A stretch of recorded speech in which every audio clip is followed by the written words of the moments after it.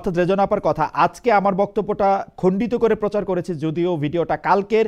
কথা হচ্ছিল নারীর প্রতি উগ্রবাদ নিয়ে, প্রশ্নটি ছিল এরকম মাজারে হামলা, বাউলদের উপর নির্যাতন, নারীদের নিয়ে নানা কটূক্তি। আপনি কিভাবে দেখেছেন সেই সময়? অনেকেই বলেছে উগ্রপন্থীদের সুযোগ দিয়েছে সরকার। আমি বলেছি যারা কটূক্তি করেছে তাদের বিষয়ে নারী সমাজ যেমন প্রতিবাদ করেছে, লিগ্যাল নোটিশ দিয়েছে, সরকারও কথা বলেছে, ফলে তারা ক্ষমা চেয়েছে। সেই সব কটূক্তি করার শক্তি যেন মেন স্ট্রিম মানে সমাজে প্রাধান্য সৃষ্টিকারী না হয়, সেটার বিষয়ে আমাদের মানে নারী সমাজকে কাজ করতে হবে, ইত্যাদি ইত্যাদিতে ডট ডট ডট। সুতরাং যেটা বলার চেষ্টা করা হচ্ছে তা অবান্তর ভুল ব্যাখ্যা দিয়ে এই দলের নাম দিয়ে প্রচার করছে, যা অনাবশ্যক বিভ্রান্তি সৃষ্টি করেছে। আমি কোনো দলের নামও উচ্চারণ করিনি, আর বিরোধী দল তো অবশ্যই মেন স্ট্রিম। সুতরাং মানে এই হচ্ছে দুটি বক্তব্য, আপনারা নিশ্চয়ই দুটি দেখেছেন।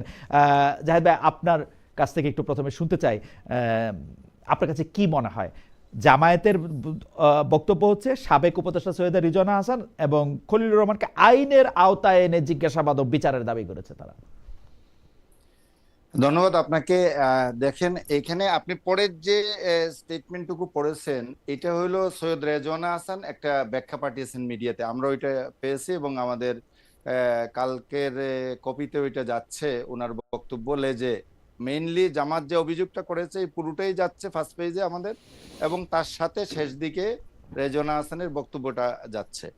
তো এইখানে উনি যেটা বলার চেষ্টা করেছেন, রেজওয়ানা হাসানের কথাটা দিয়ে শুরু করছি আমি। উনি যেটা বলার চেষ্টা করেছেন, উনি উপদেষ্টা হিসেবে বলেননি, উনি একজন নারী হিসেবে বলেছেন।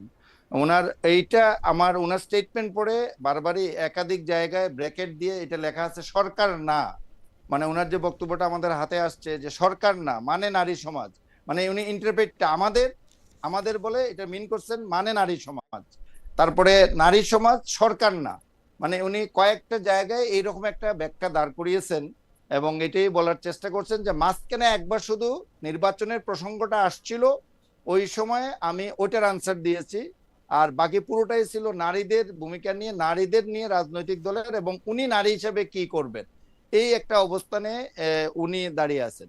কারণ আমার কথা হলো যে উনি অবচেতন মনে হোক কিংবা পুরো বক্তব্যের মধ্যে হোক, যে কোনো নিউজের ক্ষেত্রে আমরা একজন সাংবাদিক হিসেবে বলবো যে নিউজ পুরোটা, উনি হয়তো একটা লম্বা বক্তব্য, উনি বলছেন আমি একটা টেলিভিশন চ্যানেলে অনেক লম্বা বক্তব্য দিয়েছি, এটার খণ্ডিত অংশ প্রচার করছে, এই অভিযোগটা আমরা সবসময় শুনতে পারি। আমরা একজন মিডিয়া কর্মী হিসেবে আসলে পুরো বক্তব্য সবসময় দেওয়ার সুযোগ থাকে না, আমরা এটা দিতেও পারি না এবং এটা দেয় না।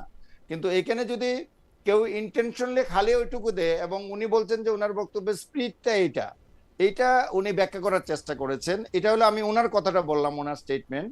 আর তার চেয়ে বড় জিনিসটা হলো যে উনি, আমার যেটা মনে হয় যে উনি নারী হিসেবে, উনি উপদেষ্টা হিসেবে কি করেছেন তা জানি না, তবে উনি মন থেকে নিশ্চয়ই চেয়েছেন, এটা তো নারী, এটার মধ্যে দিয়েই উনি নারী হিসেবে বললেও এর মধ্যে দিয়ে এই জায়গাটুকু প্রকাশ পাচ্ছে যে উনি চেয়েছেন যে জামাতের মতো রাজনৈতিক দল ক্ষমতায় না আসুক কিংবা ওই না পর্যায়ে জাহিদ না ভাই, যাক, জাহিদ এটা ভাই, তো ওনার মন থেকে উনি জাহিদ ভাই, চেয়েছেন। জাহিদ ভাই, আপনি যদি আমাকে অনুমতি দেন, আমি আসলে সৈয়দা রিজওয়ানা হাসানের ভিডিও বক্তব্যটা পুরোপুরি যতটুকু দেখা গেছে ততটুকু আমি শুনছি। আমার কাছে কিন্তু একবারের জন্য মনে হয় নাই তিনি এটা ইলেকশনের জায়গা থেকে এটা মিন করছেন। ওনাকে স্পেসিফিক প্রশ্ন করা হয়েছে যে গতবার, গত ১.৫ বছরে, গত ১৮ মাসে নারীর প্রতি উগ্রপন্থাকে সরকার আসলে সেকেন্ড করেছে কিনা, সরকার আসলে এক ধরনের সুযোগ দিয়েছে কিনা। উনি বলছেন যে না, এরকম কোনো সুযোগ আসলে দেওয়া হয় নাই, এরকম কোনো কিছু করার নাই, এর সাথে নির্বাচনে কোনো সম্পর্ক আছে বলে আমার একবারের জন্য মনে হয় নাই। এইটাকে কেন নির্বাচনের দিকে নেওয়া হইলো শুধু তাই না, আপনি দেখবেন অনেকগুলি ভুয়া ফটো কার্ড ছড়িয়েছে, যেখানে বলা হয়েছে যে সৈয়দ রিজওয়ানা হাসান বলছেন যে ইলেকশন ইঞ্জিনিয়ারিং না হলে জামাত ১৬৮টা সিট পেত, ৬৮টা নয়, যেটা হুইচ ইজ আটারলি ফলস।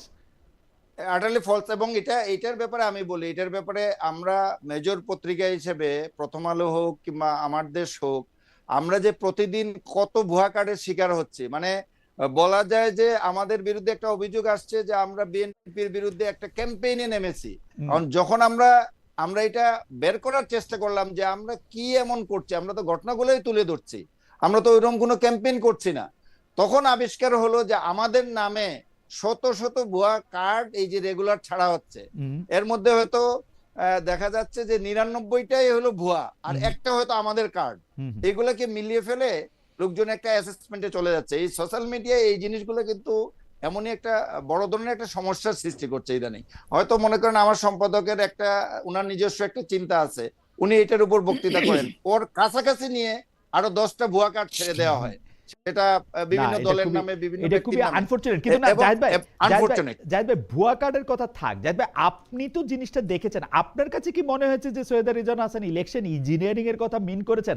মানে আমি না, আসলে দুই হাত, আমার আমার মানে দুই, না না, আমার কাছে এটা মনে হয় নাই, কিন্তু আমি যেটা বললাম আপনাকে, জি যে উনি উনি নারী হিসাবে উনার যে অবস্থান, আর জামাতের ব্যাপারে যে ধারণা নারীদের নিয়ে, ওনারা নির্বাচনী বক্তৃতায় কিংবা বিভিন্ন জায়গায় যাই বলুন না কেন, মানুষের তো একটা ধারণা আছে যে নারীর ব্যাপারে তাদের অবস্থানটা কি, এরকম একটা পারসেপশন, বিশেষ করে রেজওয়ানা হাসান এবং ওনার সাথে উনি যে সমস্ত নারীবাদী সংগঠনের সাথে চলাফেরা উঠা বসা যাদের সাথে আছে, তো তারা যে দৃষ্টিতে জামাতকে দেখেন, ওই অবস্থান থেকে আমার কাছে মনে হয়েছে রেজওয়ানা হাসানের এই ধরনের একটা চিন্তাধারা আছে, যে ন্যাচারালি এটা। কিন্তু উনি যে কথাগুলো বলেছেন, আসলে এক্সট্রিমিস্ট নিয়ে কথা বলেছেন, এবং এক্সট্রিমিস্ট ইস্যুটা নিয়ে দেখেন, এটা নিয়ে আরো আগেও ডিবেট হয়েছে। আমরা তত্ত্বাবধায়ক সরকারের সময়ই এটা নিয়ে কথা উঠছে, যারা এক্সট্রিমিজমের দিকে যাতে না যায়, ধর্মীয় বিষয়গুলো যাতে ওই দিকে না যায়, সরকারকে বারবার বিভিন্ন মহল থেকে সতর্ক করা হয়েছে।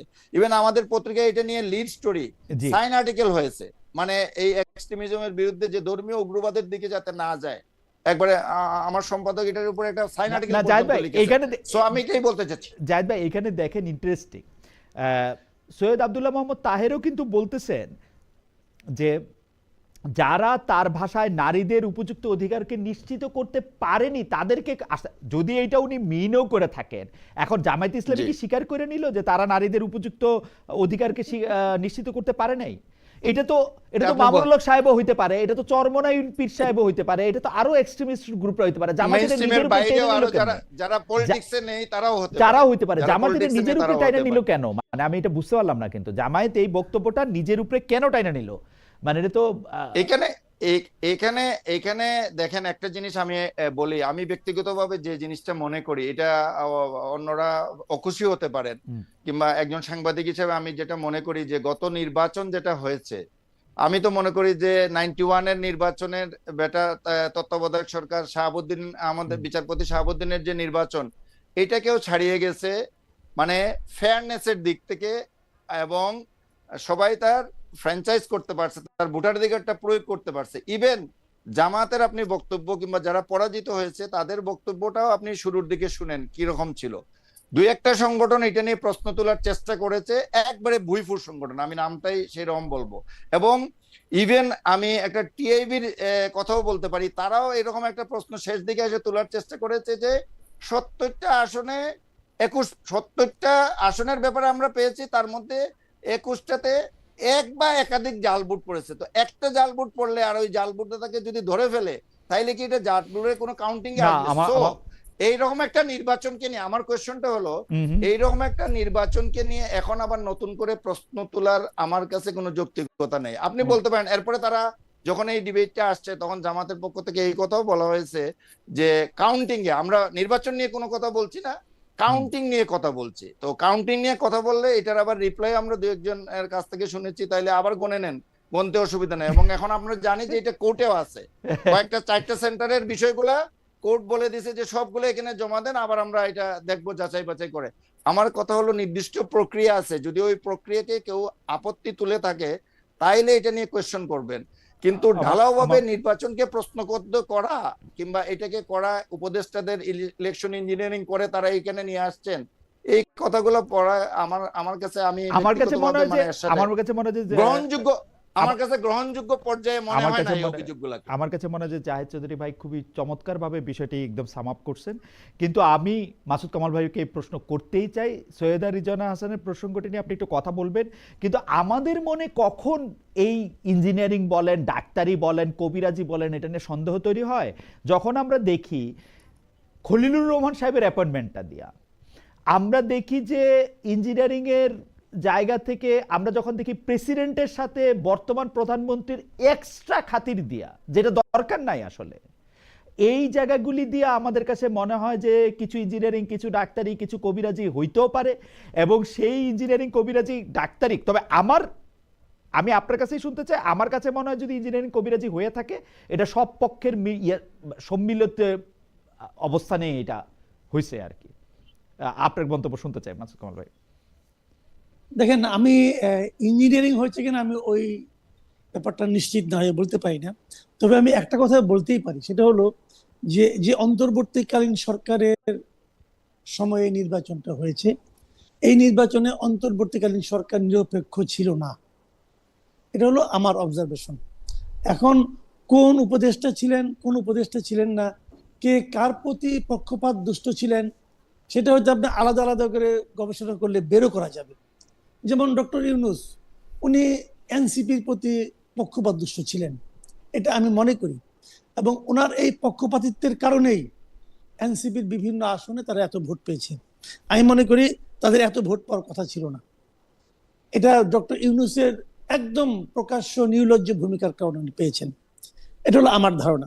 এবং আপনি রিজওয়ানা হাসানের বক্তব্যটা আমিও দেখেছি, কিন্তু আপনি ওখানে একটা কথা দেখেন, আমি ওটাকে আবার আপনাকে আপনি যে কথা বলেন একটু পড়ে শুনে আপনাকে। উনি বলেছেন, সমাজে একটি শক্তি সব সময় নারীর সমান অধিকার ও ক্ষমতায়নের বিরুদ্ধে অবস্থান নেয়। সেই শক্তির একটি অংশ রাজনীতিতেও সক্রিয় থাকতে পারে, তবে আমাদের কাজ ছিল যাতে তারা মূল ধারায় আসতে না পারে, আমরা সেই কাজটা করতে পেরেছি। আপনি এক্ষেত্রে ওই মাজার বিরোধী শক্তির কথা বলতে পারেন, অমুক বলতে পারেন, তমুক বলতে পারেন, সব বলতে পারেন, কিন্তু যখন আপনি দেখবেন যে তাদের সেই শক্তির একটা অংশ রাজনীতিতেও সক্রিয় থাকতে পারে, তারপরে তারা যাতে নাকি মূল ধারায় আসতে না পারে সেই জন্য আমরা চেষ্টা করছি। এই জন্য যখন উনি এই কথাটা বলেন, তখন আপনি যেভাবে সন্দেহ করলেন, তাহলে কি তাহের সাহেব মেনে নিচ্ছেন যে ওনারা মানে ওরকম একটা শক্তি? এটা একটা প্রশ্ন হতেই পারে, কিন্তু তাহের সাহেব কি মনে করলেন কি করলেন না সেটা কিন্তু ইম্পর্টেন্ট না। ইম্পর্টেন্ট হলো রিজওয়ানা হাসান কি মনে করলেন। উনি তো উনার মনে করার কথাটা বলেছেন, এবং যদি সেটাও হয়, আমি ধরে নিচ্ছি জামাতের কথা বলেনি, আমি ধরে নিচ্ছি অন্য কোনো শক্তির কথা বলেছে, আমি ধরে নিচ্ছি মামুনুল হকের কথা বলেছে, অথবা আমি ধরে নিচ্ছি বিএনপির সঙ্গে যে ইসলামী দল ছিল তাদের কথা বলা হচ্ছে। যার কথাই আপনি বলেন, অথবা ইসলামী আন্দোলনের কথাও বলেন, যার কথাই বলেন, সেই জিনিসটা তাদেরকে আসতে না দেওয়ার যে কাজটা ওনারা করতে পেরেছেন, এটা কি একটা নিরপেক্ষ সরকারের কাজ? আমার কথা হলো এটাই। কামাল ভাই, এটা তো ওনাদের কাজ নয়। কামাল ভাই, আমি একটা প্রশ্ন করতে পারি? আমি একটু না না, জাহিদ ভাই আপনি বলেন, বলবেন, বলেন। জাহিদ ভাই আপনি বলবেন পরে। আমি একটু কামাল ভাইকে একটু প্রশ্ন করতে চাই। প্রথমে আপনি বলতেছেন যে অন্তর্বর্তীকালীন সরকার নিরপেক্ষ ছিল না, কারণ ইউনূস সরকার বা ডক্টর মোহাম্মদ ইউনূস পুরোপুরি এনসিপির পক্ষে ছিল। কিন্তু ডক্টর মোহাম্মদ ইউনূস সাহেব এনসিপির পক্ষে ছিল, এর জন্য এনসিপি ভোট বেশি পেয়েছে, এর কোনো প্রমাণ বা লক্ষণ আমরা দেখি না। বরং এনসিপি জামায়াতের সাথে যুক্ত হয়েছে বলে ভোট বেশি পেয়েছে বলে আমার ধারণা। এবং সৈয়দা রিজওয়ানা হাসান যাদেরকে ইঙ্গিত করেছেন, সেই পুরো ইঙ্গিত আসলে 18 মাসের মধ্যে আপনি যদি দেখেন, তারা মেয়েদের ফুটবল খেলা বন্ধ করতে চেয়েছিল, মেয়েদের ফুটবল খেলা 52টা জেলায় হয়েছে। আপনি যদি দেখেন যে বিভিন্ন জায়গার মধ্যে থেকে যারা মেয়েদেরকে নিয়ে নানা রকম কটূক্তি করছে, অন্য কিছু করছে, এই সরকার তাদেরকে শাস্তি দিতে চেষ্টা করেছে। বা সৈয়দা রেজওয়ানা হাসানও বিভিন্ন ভাবে করেছে নাকি? করছে তো, করেছে নাকি? তাই নাকি? করছে তো, কোথায় করেছে ভাই? যা মেয়েদের সরকারের তো বিভিন্ন রকম উদ্যোগ ছিল আপনি প্রকাশ্যে। আমাকে বলেন, ওই যে শক্তির কথা বলা হচ্ছে, সেই শক্তিটা এই পুরো 18 মাস পুরো দেশে দাপিয়ে বেরিয়েছে। কার শাস্তি? ঢাকা ইউনিভার্সিটিতে একটা মেয়ের ওড়না কতটুকু ছিল এটা নিয়ে যে লোকটা বলেছে, তাকে তো ফুলের মালা দেওয়া হয়েছে। না, ফুলের মালা তো সরকার দেয় নাই। আপনি কোথায় দেখলেন? ফুলের মালা তো সরকার কোথায় দেখলেন তাদেরকে শাস্তি দেওয়া হয়েছে? সরকার দেয় নাই তো। সরকার দিতে দিয়েছে, সরকার দিতে দিয়েছে। সরকার তো নিজে, যে ইউনূস সাহেব তো নিজে যে ফুলের মালা পরাবেন না, যখন ফুলের মালা পরানো হয় তখন ইউনূস সাহেব তো ওনাদেরকে আপনি ধরে নাই, কিন্তু আপনি ওই লাইনে আসেন। কিন্তু কামাল ভাই, ওরা তো 52টা জায়গায় মেয়েদেরকে ফুটবল খেলার ব্যবস্থা করে দিয়েছে, একসাথে 52টা জায়গায় হয়েছে, 52 বা 53 বা 50টার বেশি জায়গায় এখন এইটা করছে। তারপর আপনি আরো অনেকগুলি জিনিস দেখেন যে এই সরকারের জন্য কিন্তু এগুলি হইতে পারে না। বরং আপনি যদি দেখেন, আপনি যাকে ইউনূস ব্যাকড পার্টি বলতেছেন এনসিপি, সেই এনসিপি কিন্তু তাদের 6 জন বড় নারী নেতাকে বাদ দিয়ে জামায়াতে চলে গেছে, এবং সেইটার ফল তারা ভোগ করছে। তারা চেষ্টা করছে, মানে রেজওয়ানা আপারা চেষ্টা করছে যে, আমার কাছে যেটা মনে হয়, আমার ইন্টারপ্রিটেশন হচ্ছে, উপদেষ্টারা চেষ্টা করছে এনসিপি যাতে একটা মিডল রাইট দল হয়, কিন্তু সেটা তো তারা হয় নাই আসলে। তারা একটা ফার রাইট দল হয় নাই। তাদের আমার কথা হলো কি, এইটা তো সরকারের চেষ্টা করার বিষয় না রে ভাই। সেটা ঠিক। এটা তো সরকারের চেষ্টা করার বিষয় না। সরকারের চেষ্টা করার বিষয় হলো যে এই দেশের মানুষ যাকে ভোট দিয়েছে অথবা ভোট দিতে চায় সেই জিনিসটার জন্য মানে উপযুক্ত পরিবেশকে নিশ্চিত করা। এটা তো সরকারের কাজ না। আমি ওই কথাটাই বলছি যে কে ভালো কে মন্দ এটা তো পার্সন টু পার্সন ভ্যারি করবে। ধরেন আমি একটা উদাহরণ দেব, বলি একটা কওমি মাদ্রাসার টিচার, উনি যা চায় তার সঙ্গে আমার চাওয়া মিলবে না, কিন্তু তার মানে এই নয় যে ওনার চাওয়াটা আমি গলা টিপে ধরবো অথবা ওনাকে আমি চাইতে দিব না। এটা ওনার ইচ্ছা, উনি চাবে, আমি আমারটা চাবো। তো এটা তো সরকারের, যদি সরকার মাঝখানে থাকে, সরকারের তো এটা কাজ না যে আমি যেটা চাই আমার পক্ষে থাকবে আরেকজনের বিপক্ষে থাকবে, না এটা কামাল ভাই, সরকারের কাজ না। কামাল ভাই আমি যেটা বলতে চাই, আপনার সঙ্গে কথা বলা আনন্দদায়ক, সেজন্যই বলতেছি যে ধরেন সরকারের কাজ আপনি যেটা বলতেছেন, ধরেন ডক্টর ইউনূস একটা পক্ষকে সমর্থন জানাইছেন, কিন্তু সেই পক্ষকে জন্য উনি তো কোনো কাজ করেন নাই। কারণ আমি যদি যে দেশে আছি সেই দেশের উদাহরণ যদি দেই, ধরেন বাইডেন প্রেসিডেন্ট হিসেবে কামালা হ্যারিসকে ভোট দিতে বলছেন, কিন্তু কামালা হ্যারিসকে বেশি লোকে ভোট দেয় এটা তো উনি করেন নাই। ডক্টর ইউনূস তো জাহিদ ভাইয়ের কথাই যদি ধরি, একটা সবচেয়ে ভালো ইলেকশন করলো 91 সালের পরে, উনি তো আমি আপনাকে শুনুন, আমি আপনাকে একটা কথা বলছি, আমি একটা কথা বলি আপনাকে, উনি যেহেতু আর একটা জায়গায় দুইটা ভোট দিয়ে আসবেন না, ওইভাবে তো হয় না। কিন্তু সরকার প্রধান চাচ্ছে যে এই দল থেকে একজন মন্ত্রীও হবে, চাচ্ছে। উনি বলছে যে এই দল অনেকগুলি আসন জিতবে, বলছে। এই বলাটা কি কেবল ওই দলের লোকের কাছে যাচ্ছে?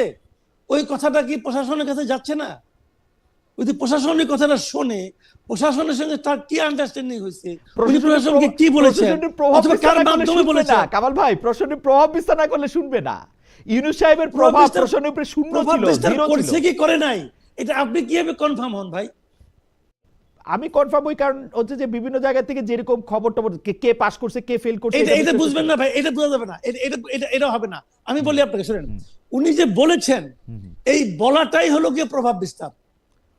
ওনার এই বলাটাই আমি তো নিশ্চিত যে, যেমন ধরেন আমি উদাহরণ দিয়ে বলি, এই ঢাকা 8-এ নাসিরউদ্দিন পাটোয়ারি যে ভোট পেয়েছি, এই ভোটটা আমার কাছে অস্বাভাবিক ভোট মনে হয়। আমি মনে করি এখানে কিছু একটা আছে। এখন আপনি মনে করছেন পাটোয়ারি বেশি পেয়েছে, এটা মনে করছেন যে যা পাওয়ার অবশ্যই মনে বেশি পেয়েছে? অবশ্যই মনে করছি। কেবল এই গালাগালি করে এত ভোট পাওয়া যায় না। না কিন্তু কিন্তু জামায়াত একটা তাকে নিরঙ্কুশ মানে সমর্থন দিয়েছে। আর তাছাড়া হচ্ছে ইলেকশনের সময় এক্স ফ্যাক্টর বলে একটা কথা আছে, নাসিরউদ্দিন পাটোয়ারি একটু রক স্টারের মতো আচরণ করতেছিল, সেই জন্য মানুষের একটু আগ্রহ হইতে পারে। এটা হলো আপনার ব্যাখ্যা। শুনেন, আপনি এটা ব্যাখ্যা দিতেই পারেন, আপনার ব্যাখ্যার আমি ওটা ব্যাখ্যা দিতেই পারি। আমার ব্যাখ্যা আপনার ব্যাখ্যা মিলতে হবে এরকম কোনো গ্যারান্টি নাই, মিলার দরকারও নাই। কিন্তু আমার বক্তব্যটা হলো আমি যেভাবে বুঝলাম আমি সেভাবে বললাম। যে আপনার কাছে এটার অভিযোগটা তো ঠিক জাহিদ ভাই আমি আপনার কাছে আসতেছি। কামাল ভাই, আপনার বিশ্লেষণে এই ইলেকশনে মানে এই ইলেকশনটা কতটা প্রভাবিত হয়েছে, মানে এটা কি পার্সেন্টেজে আপনি বলতে পারেন যে মানে কি পরিমাণ প্রভাবিত হয়েছে, যে সে 30%, 20%, 10% প্রভাবিত হয়েছে? আমি দুটো জায়গায় প্রভাবিত মনে করি। প্রথমত ভোট যে কাস্টিং দেখানো হয়েছে, এটা বেশ বড় রকমের প্রভাব বিস্তার করছে। এত ভোট কাস্ট হয় নাই, আচ্ছা, এটা হলো আমার অবজারভেশন। হয় নাই এর পেছনে আমার যে যুক্তিটা সেটা হলো যে বাংলাদেশে যতগুলো ইলেকশন এর আগে হয়েছে, কত পার্সেন্ট ভোট কাস্ট হলো এটা সবার আগে বলে দেওয়া যায়, প্রথমেই বলে দেওয়া যায়। ওই যে মুড়ির যে বইয়ের যে মুড়িটা আছে ওটা দেখেই বলে দেওয়া যায় যে কত লোককে আমি ব্যালট পেপার কেটে দিয়েছি। সিম্পল একদম।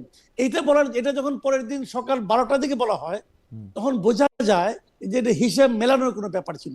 এই জায়গাটা ইলেকশন কমিশন মিজারেবলি ফেল মারছে, টোটালি ফেল। আমি মনে করি এত ভোট 60% ভোট কাস্ট হয় নাই, এটা আমি বিশ্বাস করি। এবং এইটা সরকার বেসিক্যালি করেছে হলো যে এই গণভোটটাকে গ্রহণযোগ্য মাত্রায় তুলে আনার জন্য সরকার এই আকামটা করছে, মানে সরকার এবং ইলেকশন কমিশন এই আকামটা করছে।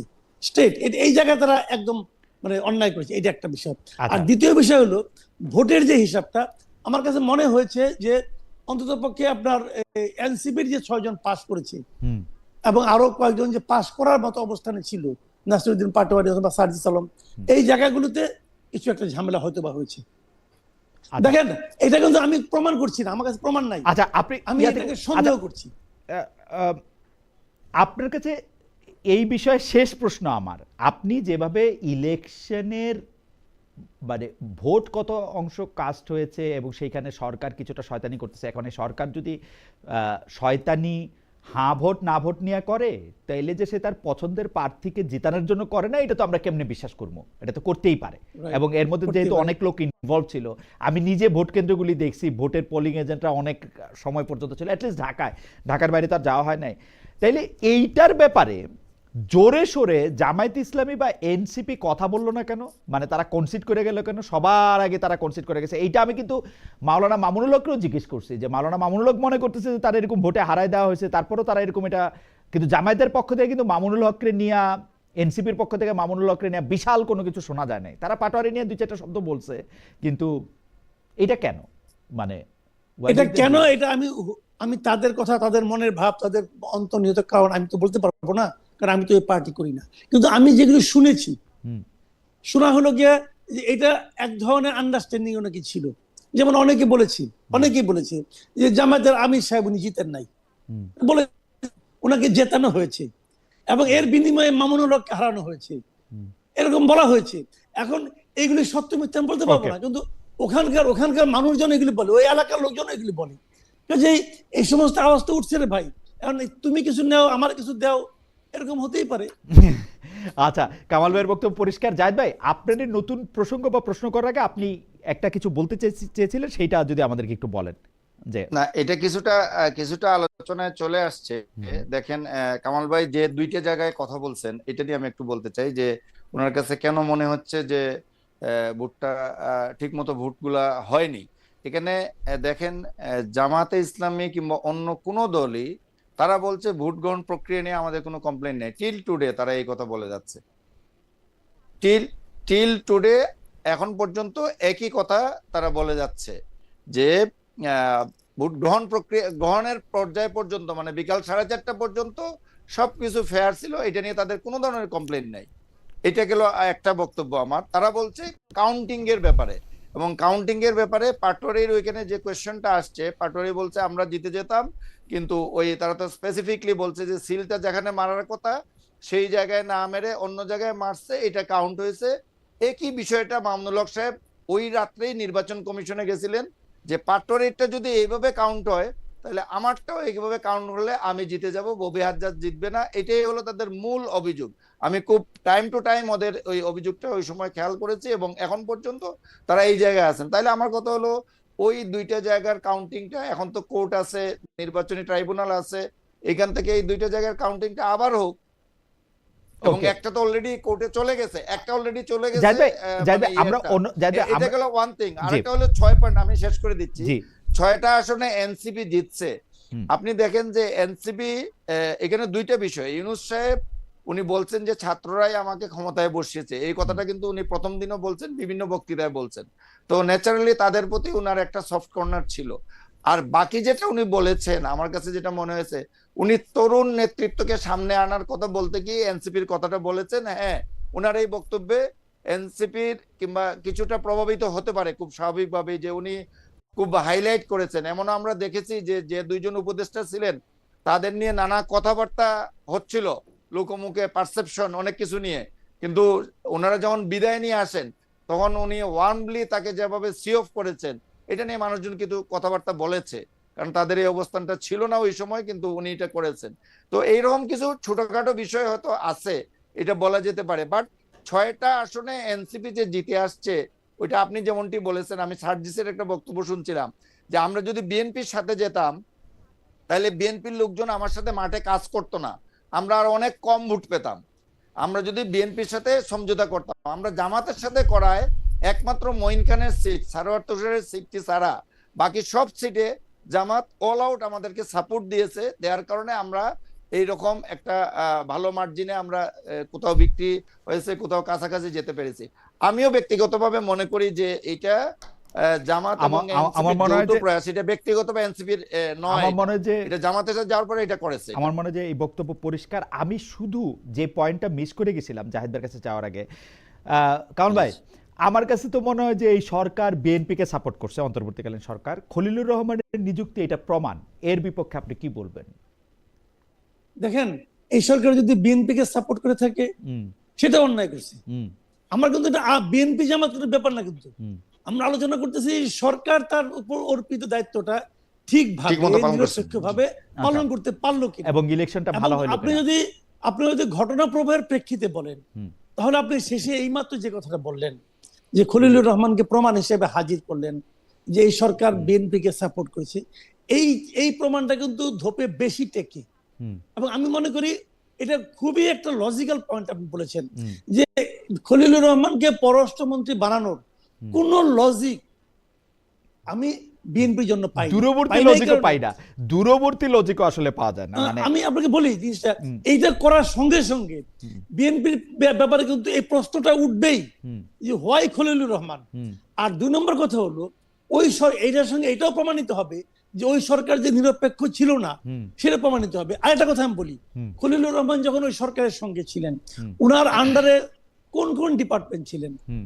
তাহলে কি আমি বলবো সন্দেহ করতে যে যে ওই ডিপার্টমেন্ট গুলো বিএনপি কে ক্ষমতায় আনার জন্য ব্যবহৃত হয়েছে, অথবা খলিলুর রহমান ওটা খুব কার্যকর ভাবে ব্যবহার করতে পেরেছেন? আমি আমি কামাল যদি ভাই আমি ওটা আপনার- বলি। আমি কামাল ভাই আপনার একটু থামাই, একটা সেকেন্ড থামাই, কারণ জাহেদ ভাইয়ের সাথে বিএনপির সম্পর্ক বহুদিন ধরে একটু বেশি ঘনিষ্ঠ আমার আপনার থেকে। জাহেদ ভাইয়ের কাছে একটু জানতে চাই যে জাহেদ ভাই, এইটা কি আমরা সবাই বুঝতেছি, এইটা বিএনপি বুঝলো না, এটা কেমনে সম্ভব?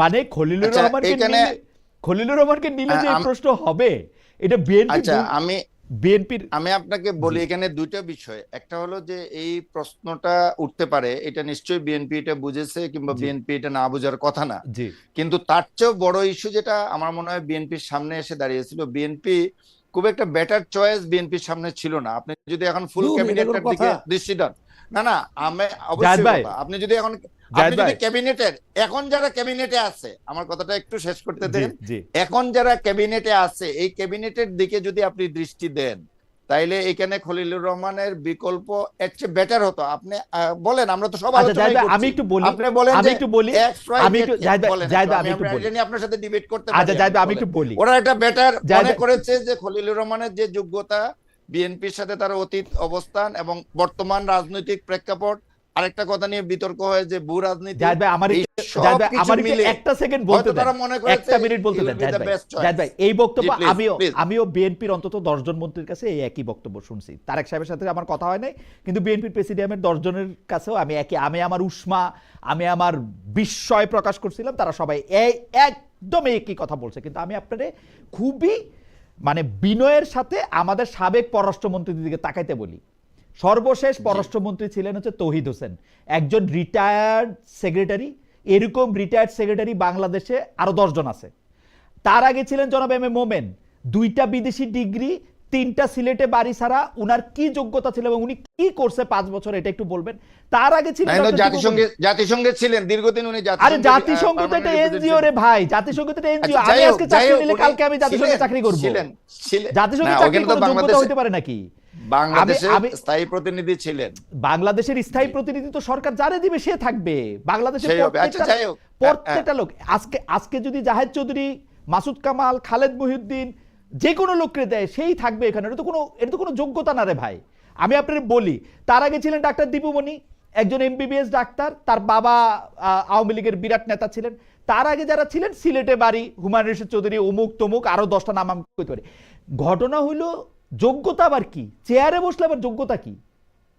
কার যোগ্যতা কত? পররাষ্ট্রমন্ত্রী কি যোগ্যতা লাগে?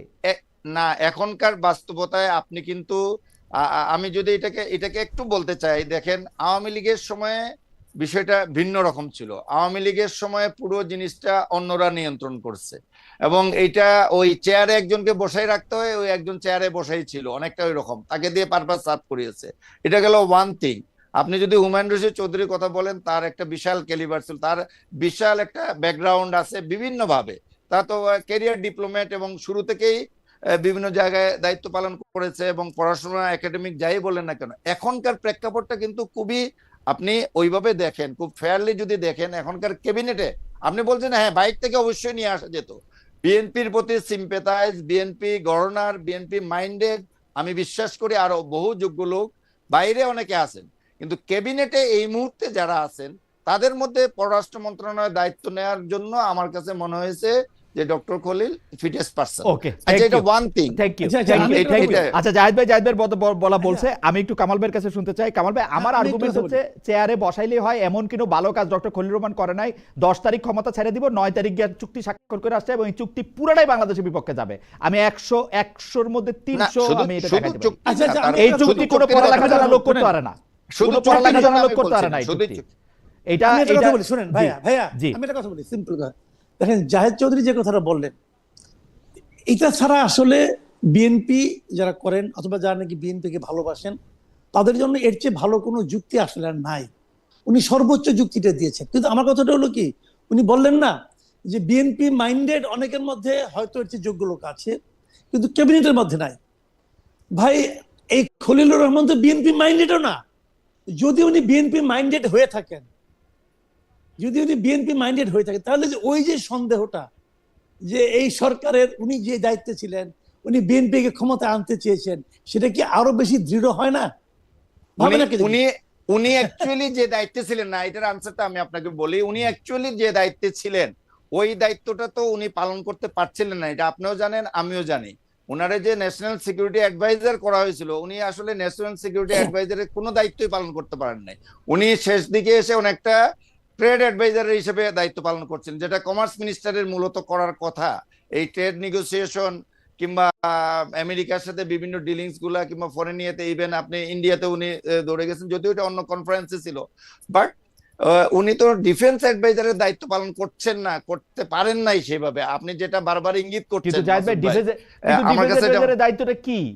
এই সরকারের ডিফেন্স অ্যাডভাইজার নাই কেন? ডিফেন্স অ্যাডভাইজার লাগে কেন?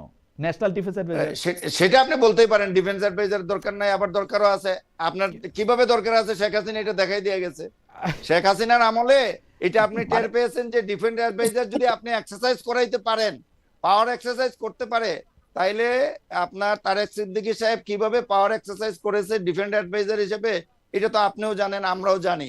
এবং চাইলে করানো যায়, আবার না চাইলে ওই কেউ না থাকলেও খালেদা জিয়ার পুরো শাসন আমল কোনো ডিফেন্স অ্যাডভাইজার ছিল না, আমাদের এখানে ছিল না। তবে আমি একটু কামাল ভাই উল্টা দিক থেকে প্রশ্ন করতে চাই। কামাল ভাই, যদি সত্যি বিএনপির মনে এই ধারণা থাকতো যে আমরা সবাই আঙ্গুল তুলবো খলিলুর রহমান কেন এখানে আসলো, বিশেষ করে খলিলুর রহমানের উপস্থিতি নিয়ে বিএনপি অনেক প্রশ্ন তুলছিল, তাহলে বিএনপি কিন্তু এত সাহস করে এত ব্লান্টলি এই ডিসিশন নিত না, ওনাকে আড়ালে রাখা দিত বা যাদের সাথে ষড়যন্ত্র করছে তাদের সাথে আসলে কথাই বলতো না।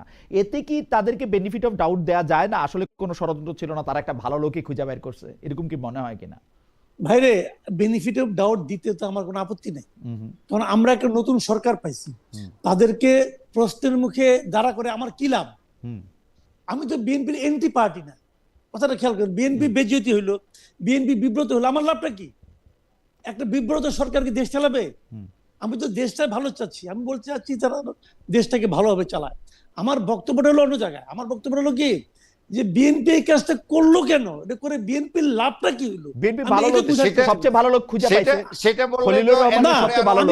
আমি বলি জাহেদ, না, তাইলে আপনি এটা নিয়ে আমাকে বলতে আপনার প্রশ্নটা দেই। না, আচ্ছা, ঠিক আছে, বলেন, ঠিক আছে। আপনার প্রশ্ন আমিও বলবো। আমার কথা হলো এখানে কয়েকটা। একটা জিনিস হলো যে বিএনপি এই প্রশ্নটাকে ইনভাইট করলো কেন, বিএনপি এই সন্দেহটাকে ইনভাইট করলো কেন? এর সম্ভাব্য একটা মাত্র কারণ যেটা আমি বুঝি, সেটা হলো বিএনপির উচিত ছিল প্রথমত ব্যাখ্যা দেওয়া যে তারা কেন করছে। তারা ব্যাখ্যা দিতে পারবে না, আমি একেবারে মোর দেন শিওর।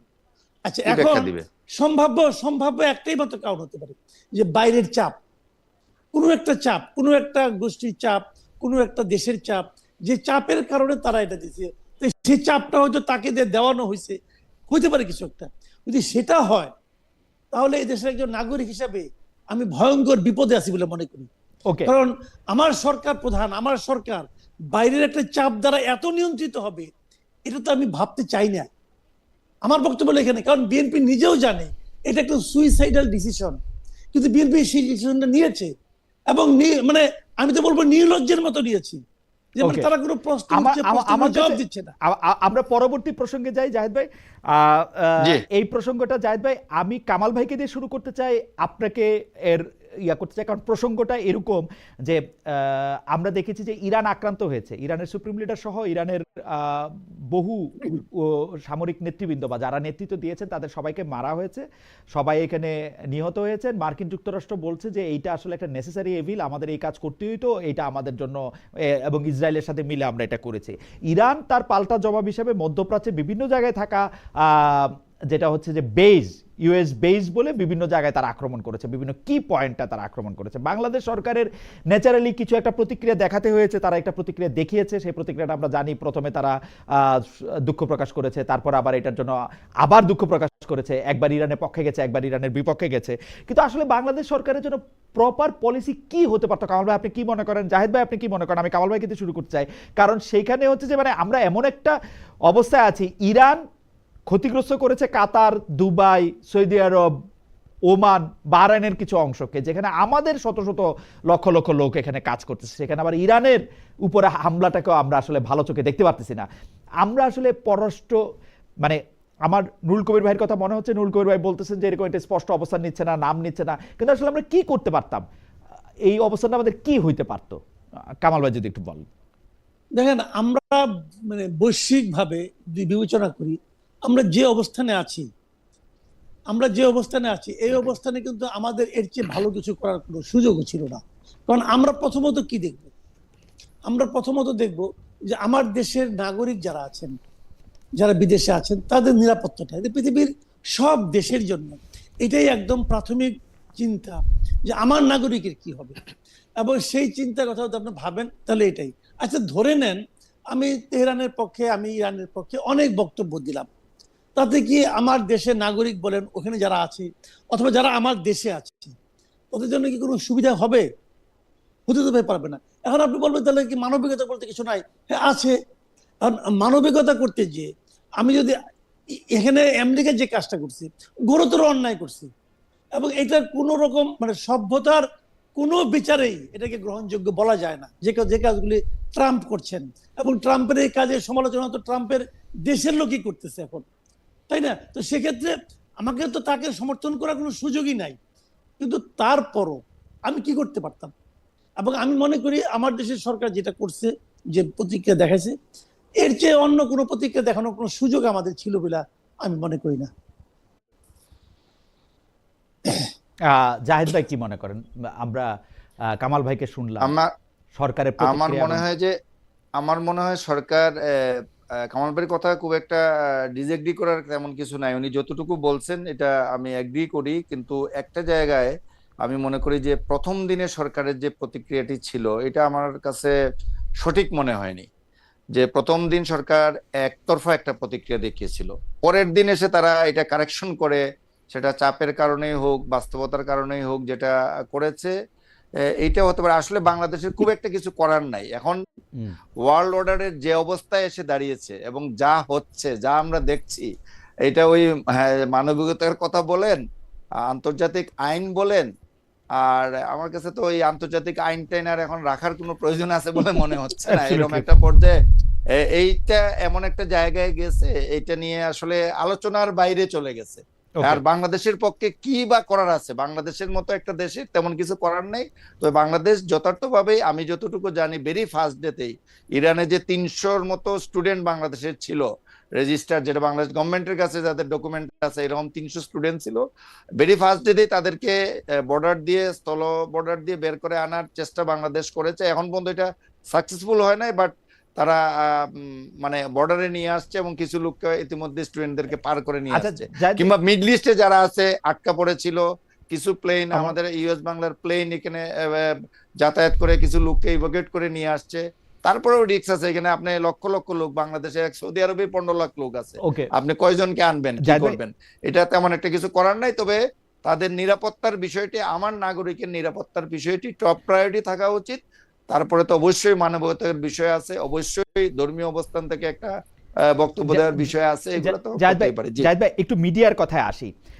যখন সাদ্দাম হোসেনের ইরাকের আক্রমণ হয় 2003 সালে, 2003 3 সালে সালে, জি, 2003 সালে 2003 তখন আমি প্রথম আলোতে কাজ করি। তখন আমি কিন্তু ক্রমাগতভাবে দেখেছি যে পত্রপত্রিকাগুলি বিভিন্ন বিষয়গুলি, সংবাদ মাধ্যমগুলি শুধুমাত্র জনতুষ্টির জন্য বাড়িয়ে লিখেছে। তার ফলে যেটি হয়েছে, আমরাও সেই বাড়িয়ে লেখার মধ্যে অন্তর্ভুক্ত হয়েছি। প্রথম আলো এবং ডেইলি স্টারের ক্ষেত্রে, আমাদের ক্ষেত্রে সেটি বাড়িয়ে লিখতে হয়েছে, পত্রিকা বেশি কাটতে হয়েছে। কিন্তু আমরা দেখেছি 30 দিন ধরে যুদ্ধে জিতেছে হচ্ছে সাদ্দাম হোসেন। 31তম দিনে গিয়ে দেখা গেছে যে সব শেষ হয়ে গেছে। এবং এইটারে আমার কাছে মনে হয়েছে যে বাংলাদেশের সংবাদপত্রের ইতিহাসে সবচেয়ে বড় প্রতারণার আশ্রয় নেয়। এইবারও আপনারা এরকম কিছু দেখেন কিনা? জাহিদ ভাইকে দিয়ে শুরু করি, কামাল ভাইয়ের কাছ থেকে একটু শুনবো যে সেইটা হচ্ছে যে আমাদের কাজ কি আসলে মানুষের মোরাল বুস্ট করা? জাহিদ ভাই, আমি একটা উদাহরণ দেই, আপনি অভয় দিলেও বলি, একটু অনুরোধ করেও বলি যে আপনি মনে করেন না কিছু। সেইটা হলো আপনাদের অনলাইন সংস্করণে আজকে একটা ভিডিও স্টোরির শিরোনাম হচ্ছে এরকম: যুক্তরাষ্ট্রের মাথায় হাত, পেন্টাগনের তথ্য ফাঁস, আর 10 দিন যুদ্ধ চললেই অস্ত্র শেষ হবে যুক্তরাষ্ট্রের। আমার আচ্ছা আচ্ছা, আমি এটা বলি যে এইখানে দুটো বিষয় আমি আপনাকে বলি যে আপনি আমার প্রিন্ট ভার্সন যদি দেখেন, ওভারঅল কথা বলি, বাংলাদেশের মিডিয়ায় ওভারঅল এখন যেভাবে মিডিয়ায় প্রচার হচ্ছে, আপনি 2003 সালের কথা যেটা বলছেন, এই 2003 সালের সাথে এখনকার অবস্থার খুব একটা পার্থক্য আছে বলে আমি মনে করছি না। নাম্বার ওয়ান, যে ক্যাম্পেইনের দিক থেকে খালি আমার দেশ বলে না, প্রত্যেকটা জায়গায়, এবং এটা একটা অবশ্যই অবস্থান অবশ্যই নিয়ে প্রত্যেকটা হয়তো পত্রিকায়, রাইট। এবং এটা নাম্বার ওয়ান।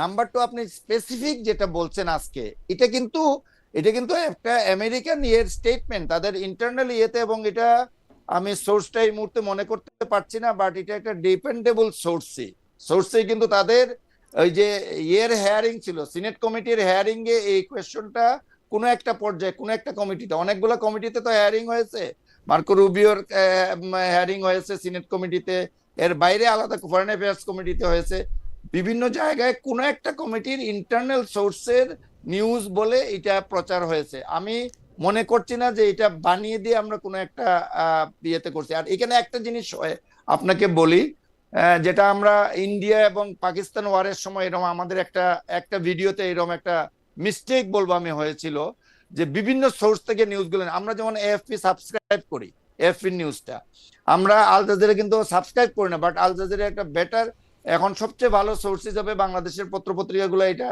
ইউজ করছে। আপনি যেখানে কাজ করতেন সেই এক সময় বিডি নিউজ 24, তার হুবহু আল জাজিরার ইংলিশ ভার্সনটাকে তারা তাদের অনলাইন মানে ইয়ের মধ্যে, লাইভের মধ্যে এই পুরোটাই অনুবাদ করে দিয়ে দিচ্ছে অলমোস্ট, আমি যেটা খেয়াল করছি। তো এইভাবে কিন্তু বিভিন্ন সোর্স থেকে নিউজ আছে। এখন আপনি যদি সোর্সটা কারেক্টলি আইডেন্টিফাই করতে না পারেন, একাধিক সোর্স এটা ভেরিফাই করতে না পারেন, রয়টার্স এর বরাত দিয়ে আসলো, এটা আসলেই রয়টার্স এই নিউজটা করছে কিনা, আমি যদি রয়টার্স এর সাবস্ক্রাইবার না হই, আমি হয়তো সব নিউজ ভেরিফাই করতে পারবো না। আমি সেকেন্ডারি সোর্স থেকে যদি নিউজটা নেই, এই ক্ষেত্রে এটা মিস্টেক হওয়ার সুযোগ থাকে। আমার কাছে মনে হয় এই জায়গাটাতে আমাদের কাজ করার সুযোগ আমার আছে। কাছে মনে হয় যে আমি যেটা খেয়াল করেছি 2003 সালে, তখন হয়তো কি রয়টার্সের নিউজ থেকে এই জিনিসটা নেওয়া হয়তো, কিন্তু ধরেন রয়টার্স সারাক্ষণ বলল যে ইরাকের 50টা স্থাপনা ধ্বংস করা হয়েছে, আমেরিকা এত এত জায়গায় জিতছে। এইখানে রয়টার্সেরই একটা লাইন, বাগদাদের একটি স্থানীয় রেডিও দাবি করেছে যে মার্কিন একটি প্লেনকে ভূপাতিত করা হয়েছে। আমাদের সম্মানিত নিউজ এডিটররা, তখন আমরা তখন আমরা অত সিনিয়র ছিলাম না, এখন হইলে মানে ব্যাপারটা অন্যরকম হইলেও হইতে পারতাম, জানি না। ঘটনা হইতেছে তারা বলতো এইটা সামনে নিয়ে আসেন খালেদ, এবং হেডিং হইতো, আপনি আজকে স্পেসিফিক যে নিউজটার কথা বলছেন, এখানে কিন্তু এটা করা হয় না, কারণ আমি ওই নিউজটা দেখেছি, আমি ওইটা শুনছি, এবং এখানে কিন্তু এটা করা হয় না। এটা মানে কোন ধরনের অনেক ধন্যবাদ, আপনাকে অনেক ধন্যবাদ। যদি এটা সিনেট হিয়ারিং এ, যদি এটা সিনেট হিয়ারিং এ বলা হয়ে থাকে, আপনি কি এটা প্রিন্টও এটা ছাপছেন জাহিদ ভাই? প্রিন্টও এটা ছাপছেন? না, প্রিন্টে আমরা অনেক কিছুই স্পেসের জন্য আমরা অনেক কিছুই দিতে পারি না, এটা তো ভিতরে যায়, কিন্তু এটা অনেক কিছুই ভিতরে যায়। এইটা নিয়ে তো যদি সত্য হইতো, এটা তো লিড স্টোরি হওয়া উচিত, যুক্তরাষ্ট্রের অস্ত্র যদি 10 দিনে শেষ হয়ে যায়। না, আছে আমার হেডিং এ নাই, আমি যেটা বলতে চাচ্ছি দেখেন আমার লিড স্টোরি হওয়া উচিত, আমি যেমন আজকেও। হাউএভার জাহিদ ভাই আমরা একটু আগাই। আপনি এখানে দেখেন আপনার প্রেসিডেন্টের, আমি একটা লাইন বলে শেষ করি, যেমন আপনি দেখেন মার্কো রুবিওর কথা যদি বলি, উনার স্টেটমেন্টে তো 24 ঘন্টার ভিতর 3টা স্টেটমেন্ট আমরা পেয়েছি। এখন আপনি যেটা আমাকে প্রশ্ন তুলতেছেন, উনারাই তো 24 ঘন্টার ভিতর 3 রকম মার্কো রুবিওকে আমি ফলো করতেছি, মার্কিন পররাষ্ট্র মন্ত্রণালয়ের কথা বা মার্কিন কথা যে আমি খুব ফলো করতেছি ব্যাপারটা, মানে খুব বিশ্বাস করতেছি ব্যাপারটা এরকম না, ফলো করলো। যাই হোক, হ্যাঁ, আপনি এখন যুদ্ধের সময় তো দুই পক্ষ থেকে এরকম না, দাবি করা হয়। এখন যেমন আজকে আরেকটা গুরুতর নিউজ আপনি বলেন নাই, ইরানের তরফ থেকে একটা দাবি করা হয়েছে এবং খুব দায়িত্বশীল কর্মকর্তা ব্রিফিং এ দাবি করছেন যে আমরা 500 মার্কিন সৈন্যকে হত্যা করেছি। এই পর্যন্ত এই যুদ্ধে 500 মার্কিন সৈন্য প্রাণ ওকে হারিয়েছে। ওকে জাহিদ ভাই, কত থ্যাংক ইউ। ভয়ঙ্কর জিনিস। জাহিদ ভাই থ্যাংক ইউ। জি। আপনি যেহেতু কোর্ট উল্লেখ করছেন সেটা, তবে আমার কাছে মনে হয় যদি এটা আপনি মানে there is no way you can be half way pregnant, আপনি যদি এটা অনলাইনের মধ্যে এটা ছাপান, যুক্তরাষ্ট্রের মাথা 10 দিন অস্ত্র চালালে যুদ্ধ যুক্তরাষ্ট্রে শেষ হয়ে যাবে, এটা লিড স্টোরি হওয়া উচিত বা ফ্রন্ট পেজে অনেক গুরুত্ব দিয়ে ছাপা হওয়া উচিত, এটা আমার কাছে মনে হয় আর কি। হাউএভার ক্রাইসিস হবে, জিনিসটা হলো ক্রাইসিস, মানে ইনফেক্ট শেষ হয়ে যাবে, এটাকে মিন করছে যে আমার আমি পড়তেছি শেষ হয়ে যাবে, আমি পড়তেছি শেষ হবে, জি জি, মানে ইনার মিনিং তো আমার মানে পড়া সম্ভব না, আমি তো শব্দ পড়তেছি। জি জি জি। যাই হোক, আমি একটু কামাল ভাইয়ের কাছে জানতে চাই। কামাল ভাই যেহেতু নিউজ পেপারে বাইরে আছে, কামাল ভাই বা আমার পক্ষে এগুলি সমালোচনা করা সহজ, কিন্তু আমি একটু দায়িত্ব নিয়ে বলি, আমাদের সময়ে এই যুদ্ধের সময় পত্রিকার এডিটোরিয়াল দায়িত্ব চলে যায় সার্কুলেশন ম্যানেজারের কাছে। সার্কুলেশন ম্যানেজার আইসা বলে, কামাল ভাই আপনি জানেন সিস্টেমটা, কারণ আপনি জনগণের মধ্যে আছেন, যে আপনি আরেকটু লেখা দেন, আরো ইয়া বাড়বে। কিন্তু এখন কিন্তু এই সিচুয়েশনটা নাই। আমি আপনাকে একটা কথা বলি যে এখন প্রিন্টের ক্ষেত্রে টোটালি নাই, কারণ এই যুদ্ধ অনলাইনে শুরু আছে, হওয়ার পরে অনলাইনে আছে, সেইজন্য আমরা অনলাইনে দিচ্ছি।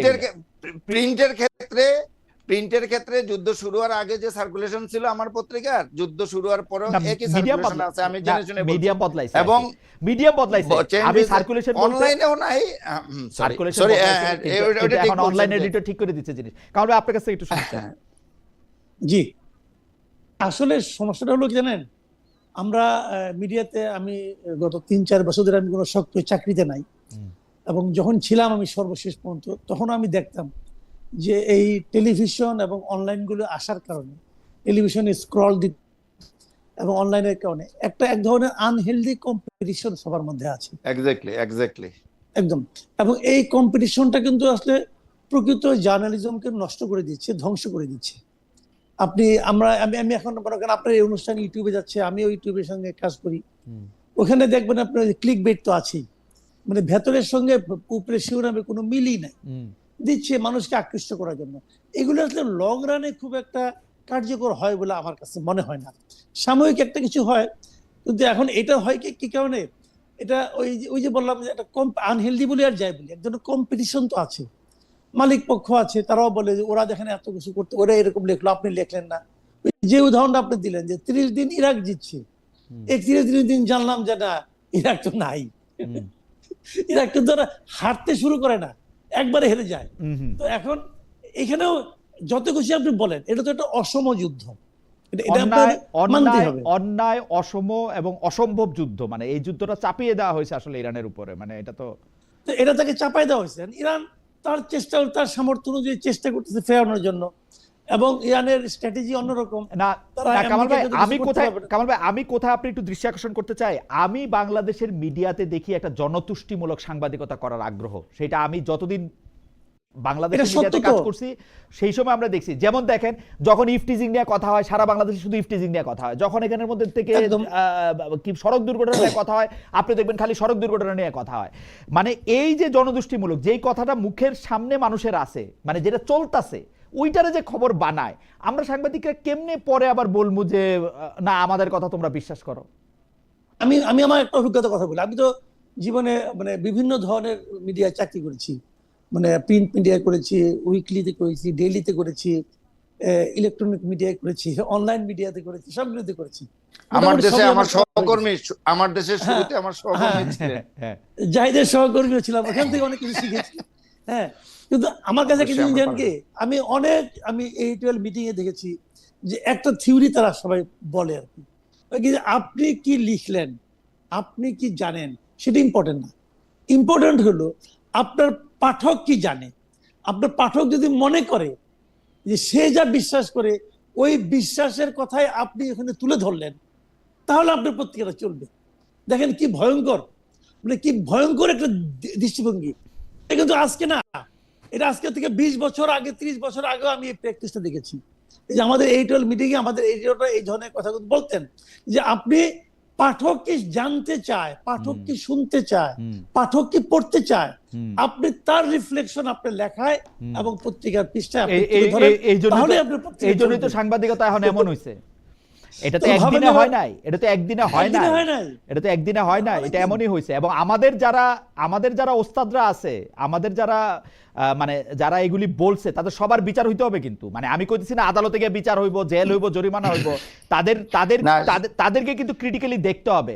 কারণ একদম আপনি একদম। পাঠক কি জানতে চান ভাই?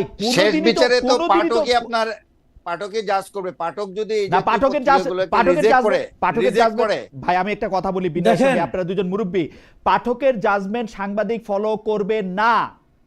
কারণ হচ্ছে যে পাঠক তো আমি পাঠক তো সেটা বলছি না, গণকুটিতে আমি মানুষ বলছি মারে রে ভাই, পাঠক তো আমি গণকুটিতে যেটা মানুষ মারে। বলছি, হ্যাঁ সেটা ঠিক। আমি একটা কথা বলি এখানে, ইদানিং যেটা হয়েছে যে টেলিভিশনে স্ক্রল একটা আতঙ্কের নাম হয়ে গেছে। আমি প্রায় একদম এটা ফেস করি, একদম। আমাদের পত্রিকায় ফেস করি, যে দেখা যাচ্ছে ওই দিনই আমি একটা বিষয় নিয়ে খুব সবার সাথে মানে অনলাইনের এদের সাথে হইচই করছিলাম, যে ওই অনলাইন রুমে আমার 3টা টেলিভিশন চলতেছে, 3টা চ্যানেল চলতেছে যেগুলা বেশি পপুলার কিংবা যারা তাৎক্ষণিকভাবে নিউজ দিতে পারে। তো 3টা চ্যানেলের স্ক্রলেই দেখলাম একটা নিউজ যাচ্ছে, এবং তারা বলল যে আমরা টেলিভিশনে স্ক্রল দেখে আমি নিউজটা দিয়ে দিছি। তা আমি বললাম আমার রিপোর্টার ছিল, তাকে আপনি হ্যাঁ আমি ফোন দিয়েছিলাম, উনি ফোন ধরেন নাই। তো ভাইটাল জিনিস দেখছি। আমি বললাম তো ইনফরমেশনটা ঠিক না, ইনফরমেশনটা ঠিক না।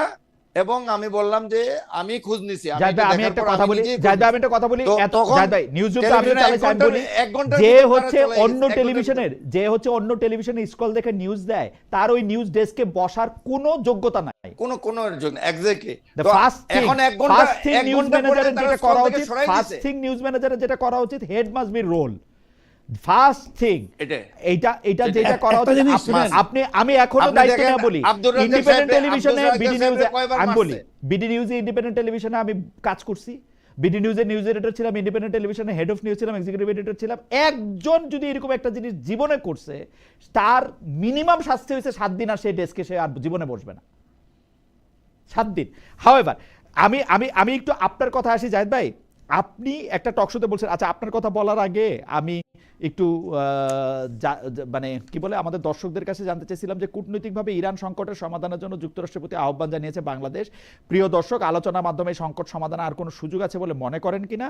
শতকরা 24% মনে করেন যে আলোচনার মাধ্যমে সুযোগ এটা সম্ভব আছে, শতকরা 76% মনে করে যে এটা সম্ভব না। জাহিদ ভাই, এইটাও আপনাকে দিয়ে একটু শুরু করতে হইতেছে, কারণ এটা বক্তব্যটা জি, আপনার। please। কিন্তু আপনি একটু সংক্ষেপে বলেন, কারণ আমরা একটু কামাল ভাইয়ের একটু শুনতে চাই। আপনি যা বলার তো বলেই দিছেন। 1 বছর আগে আপনি একটা টক শোতে বলছিলেন যে কর্পোরেট মালিকানার মিডিয়াগুলো সাংবাদিকদের একদিকে মালিক পক্ষের স্বার্থে কাজ করতে হয়, অন্যদিকে সাংবাদিকরাও যেসব প্রলোভনে থাকেন, তার মধ্যে সরকার থেকে প্লট অফ ফ্ল্যাট পেতে হবে, প্রধানমন্ত্রী ও মন্ত্রীদের সঙ্গে ট্যুর পেতে হবে, সরকারি সুযোগ সুবিধা নেওয়ার যে প্রবণতা, তার সমালোচনা আপনি ওই টকশোতে করেছেন। এখন জুলাই অভ্যুত্থান পরবর্তী বাংলাদেশে নির্বাচিত দলীয় একটি সরকার গঠিত হয়েছে, সাংবাদিকদের পরিস্থিতি এখন কেমন দেখছেন? আমি মাঝখানে একটু বলে রাখি, সালেহ শিবলি ভাই প্রেস সচিব হয়েছেন, সালেহ শিবলি ভাই তার টিম গুছাচ্ছেন। আমি যে দেখি তাদেরকে মানে কি বলে অভিনন্দন জানানো হচ্ছে ডিপিএস এপিএস হওয়ার জন্য, সেগুলি আমার কাছে অশ্লীল লাগে। আমার পজিশন হচ্ছে এইটা, মানে তারা ডিপিএস এপিএস হন খুবই ভালো কথা, একজন প্রেস সেক্রেটারি হন খুবই ভালো কথা, আরো বেশি ভালো কথা, কিন্তু এই যে সাংবাদিকরা অনেক বড় একটা চাকরি পাইছে, এটা আমার কাছে খুবই। যাই হোক, জাহিদ ভাইয়ের কথা শুনি, তারপরে কামাল ভাইয়ের কথা শুনবো। জাহিদ ভাই এটা একদম স্পষ্ট বলছিলেন যে এগুলি আপনারে।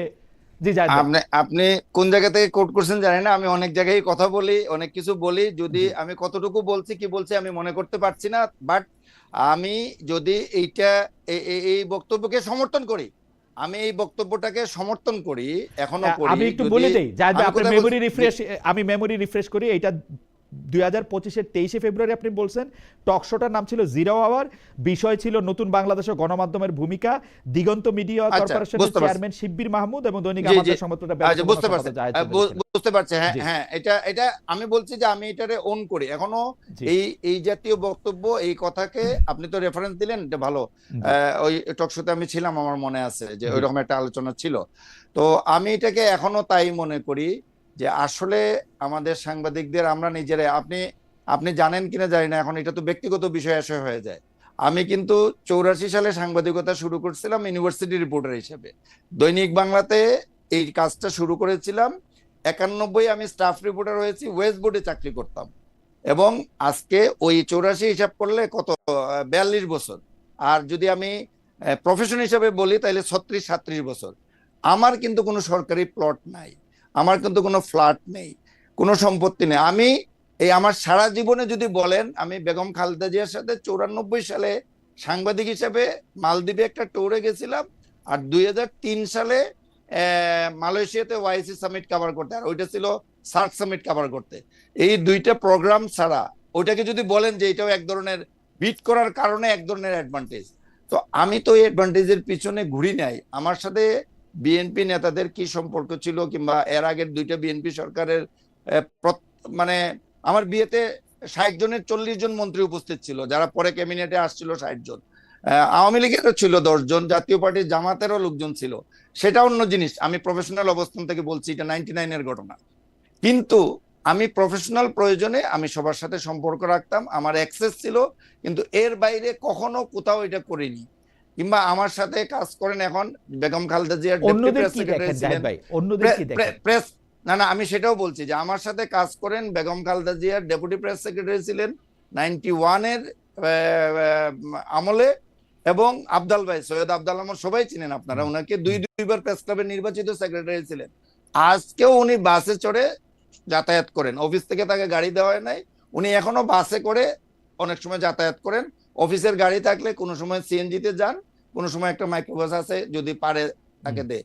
তো আমরা তো এইরকম সাংবাদিকও আমার আশেপাশে ডাইনে বায়ে অনেককে দেখছি। আবার অন্যদিকে ওই ডিপিএস এর চাকরি করে আপনার আশেপাশে থাকেন, আমেরিকায় এখন থাকেন, 200 কোটি টাকার মালিক, 100 কোটি টাকার মালিক, তাদেরকে দেখি, অনেককেই শুনি। আমারও দাওয়াত ছিল আমি যখন গেছিলাম আমেরিকায়, যে একবার তার এই হেরেমখানা দেখে আসার জন্য অনেকে আমাকে বলছিল, আমি আর যেতে পারিনি, যাইনি, সত্যি কথা যেটাতে। এখন ব্যাপার হলো কি, সাংবাদিকতাটাকে এমন একটা জায়গায় নিয়ে যাওয়া হয়েছে, এইটা থেকে যে এখন এই সরকারের আমলে, নতুন সরকারের আমলে আমরা খুব একটা বেরিয়ে আসতে পারবো, আমার কাছে এখনো এটার দৃশ্যমান কোনো কিছু নেই।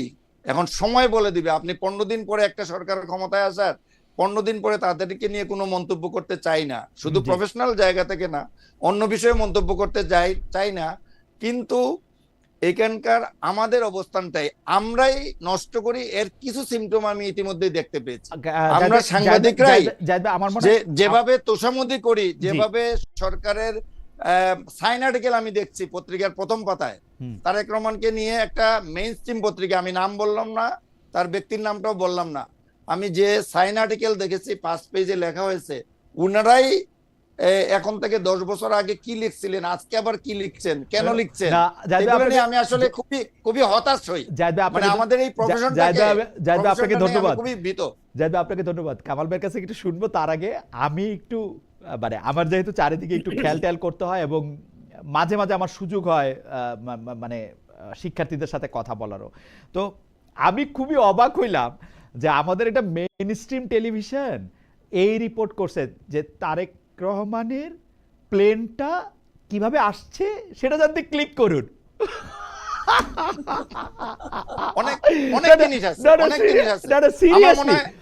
সিরিয়াসলি মানে আমার মনে হয় তারেক রহমান যদি এই জিনিসগুলোকে অ্যাভয়েড করেন, না উনি আর কেমনে অ্যাভয়েড করবেন, উনি তো বলে না এগুলি করতে।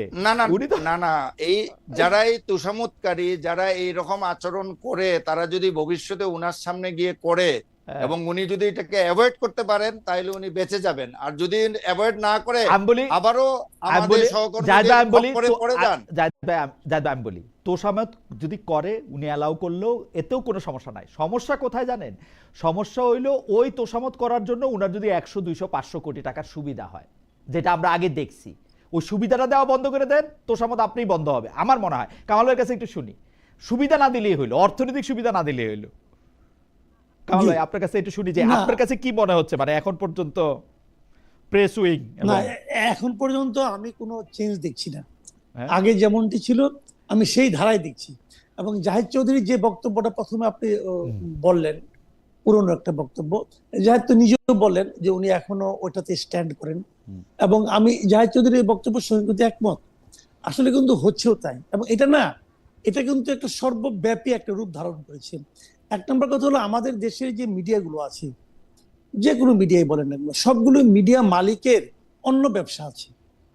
অন্য ব্যবসা থাকার কারণে তারা সেই মিডিয়াটাকে তার অন্য অন্য ব্যবসার সুবিধার জন্য অথবা অন্য অন্য ব্যবসা তাদের যারা প্রতিদ্বন্দ্বী আছে প্রতিদ্বন্দ্বীদেরকে ঘায়েল করার জন্য অথবা প্রতিদ্বন্দ্বীদের আঘাতকে থামানোর জন্য তারা মিডিয়াকে ব্যবহার করে। যে কারণে চাইলেও একজন সাংবাদিক যদি মনে করেন সে একটা কিছু একটা করতে চায়, কিছু একটা লিখতে চায়, সে কিন্তু চাইলেই পারে না। তাকে অনেকগুলো গেটকিপারের মাধ্যমে যেতে হবে এবং প্রত্যেকটা গেটকিপারের কাজ হলো তার মালিক কি চায় সেই জিনিসটাকে এস্টাবলিশ করা, সেই জিনিসটাকে ধারণ করা। যে কারণে ওনার যে বক্তব্য, জাহিদের যে বক্তব্য, এই বক্তব্যটা তো এটাই আসলে এর এর কোনো ব্যত্যয় আমি এখনো দেখি না। এবং এখানে বিকল্পটা কি, সমস্যাটা কি হয়, ধরেন আমি একজন সাংবাদিক, আমি দেখতেছি যে সরকারের আনুকূল্য লাভ করার জন্য আমার মালিক এই সুবিধাগুলি নিচ্ছে, সরকারকে এভাবে তেল দিচ্ছে, এটা তো সংক্রমিত হয়। তখন ওই পত্রিকা যারা সিনিয়র জার্নালিস্ট আছে তারা ওই একই কাজ করে, যে মালিক তো একটা সুবিধা পাচ্ছে, তাহলে আমিও একটু সুবিধা নেই, সে আবার আরেক লাইনে একটা সুবিধা নেয়।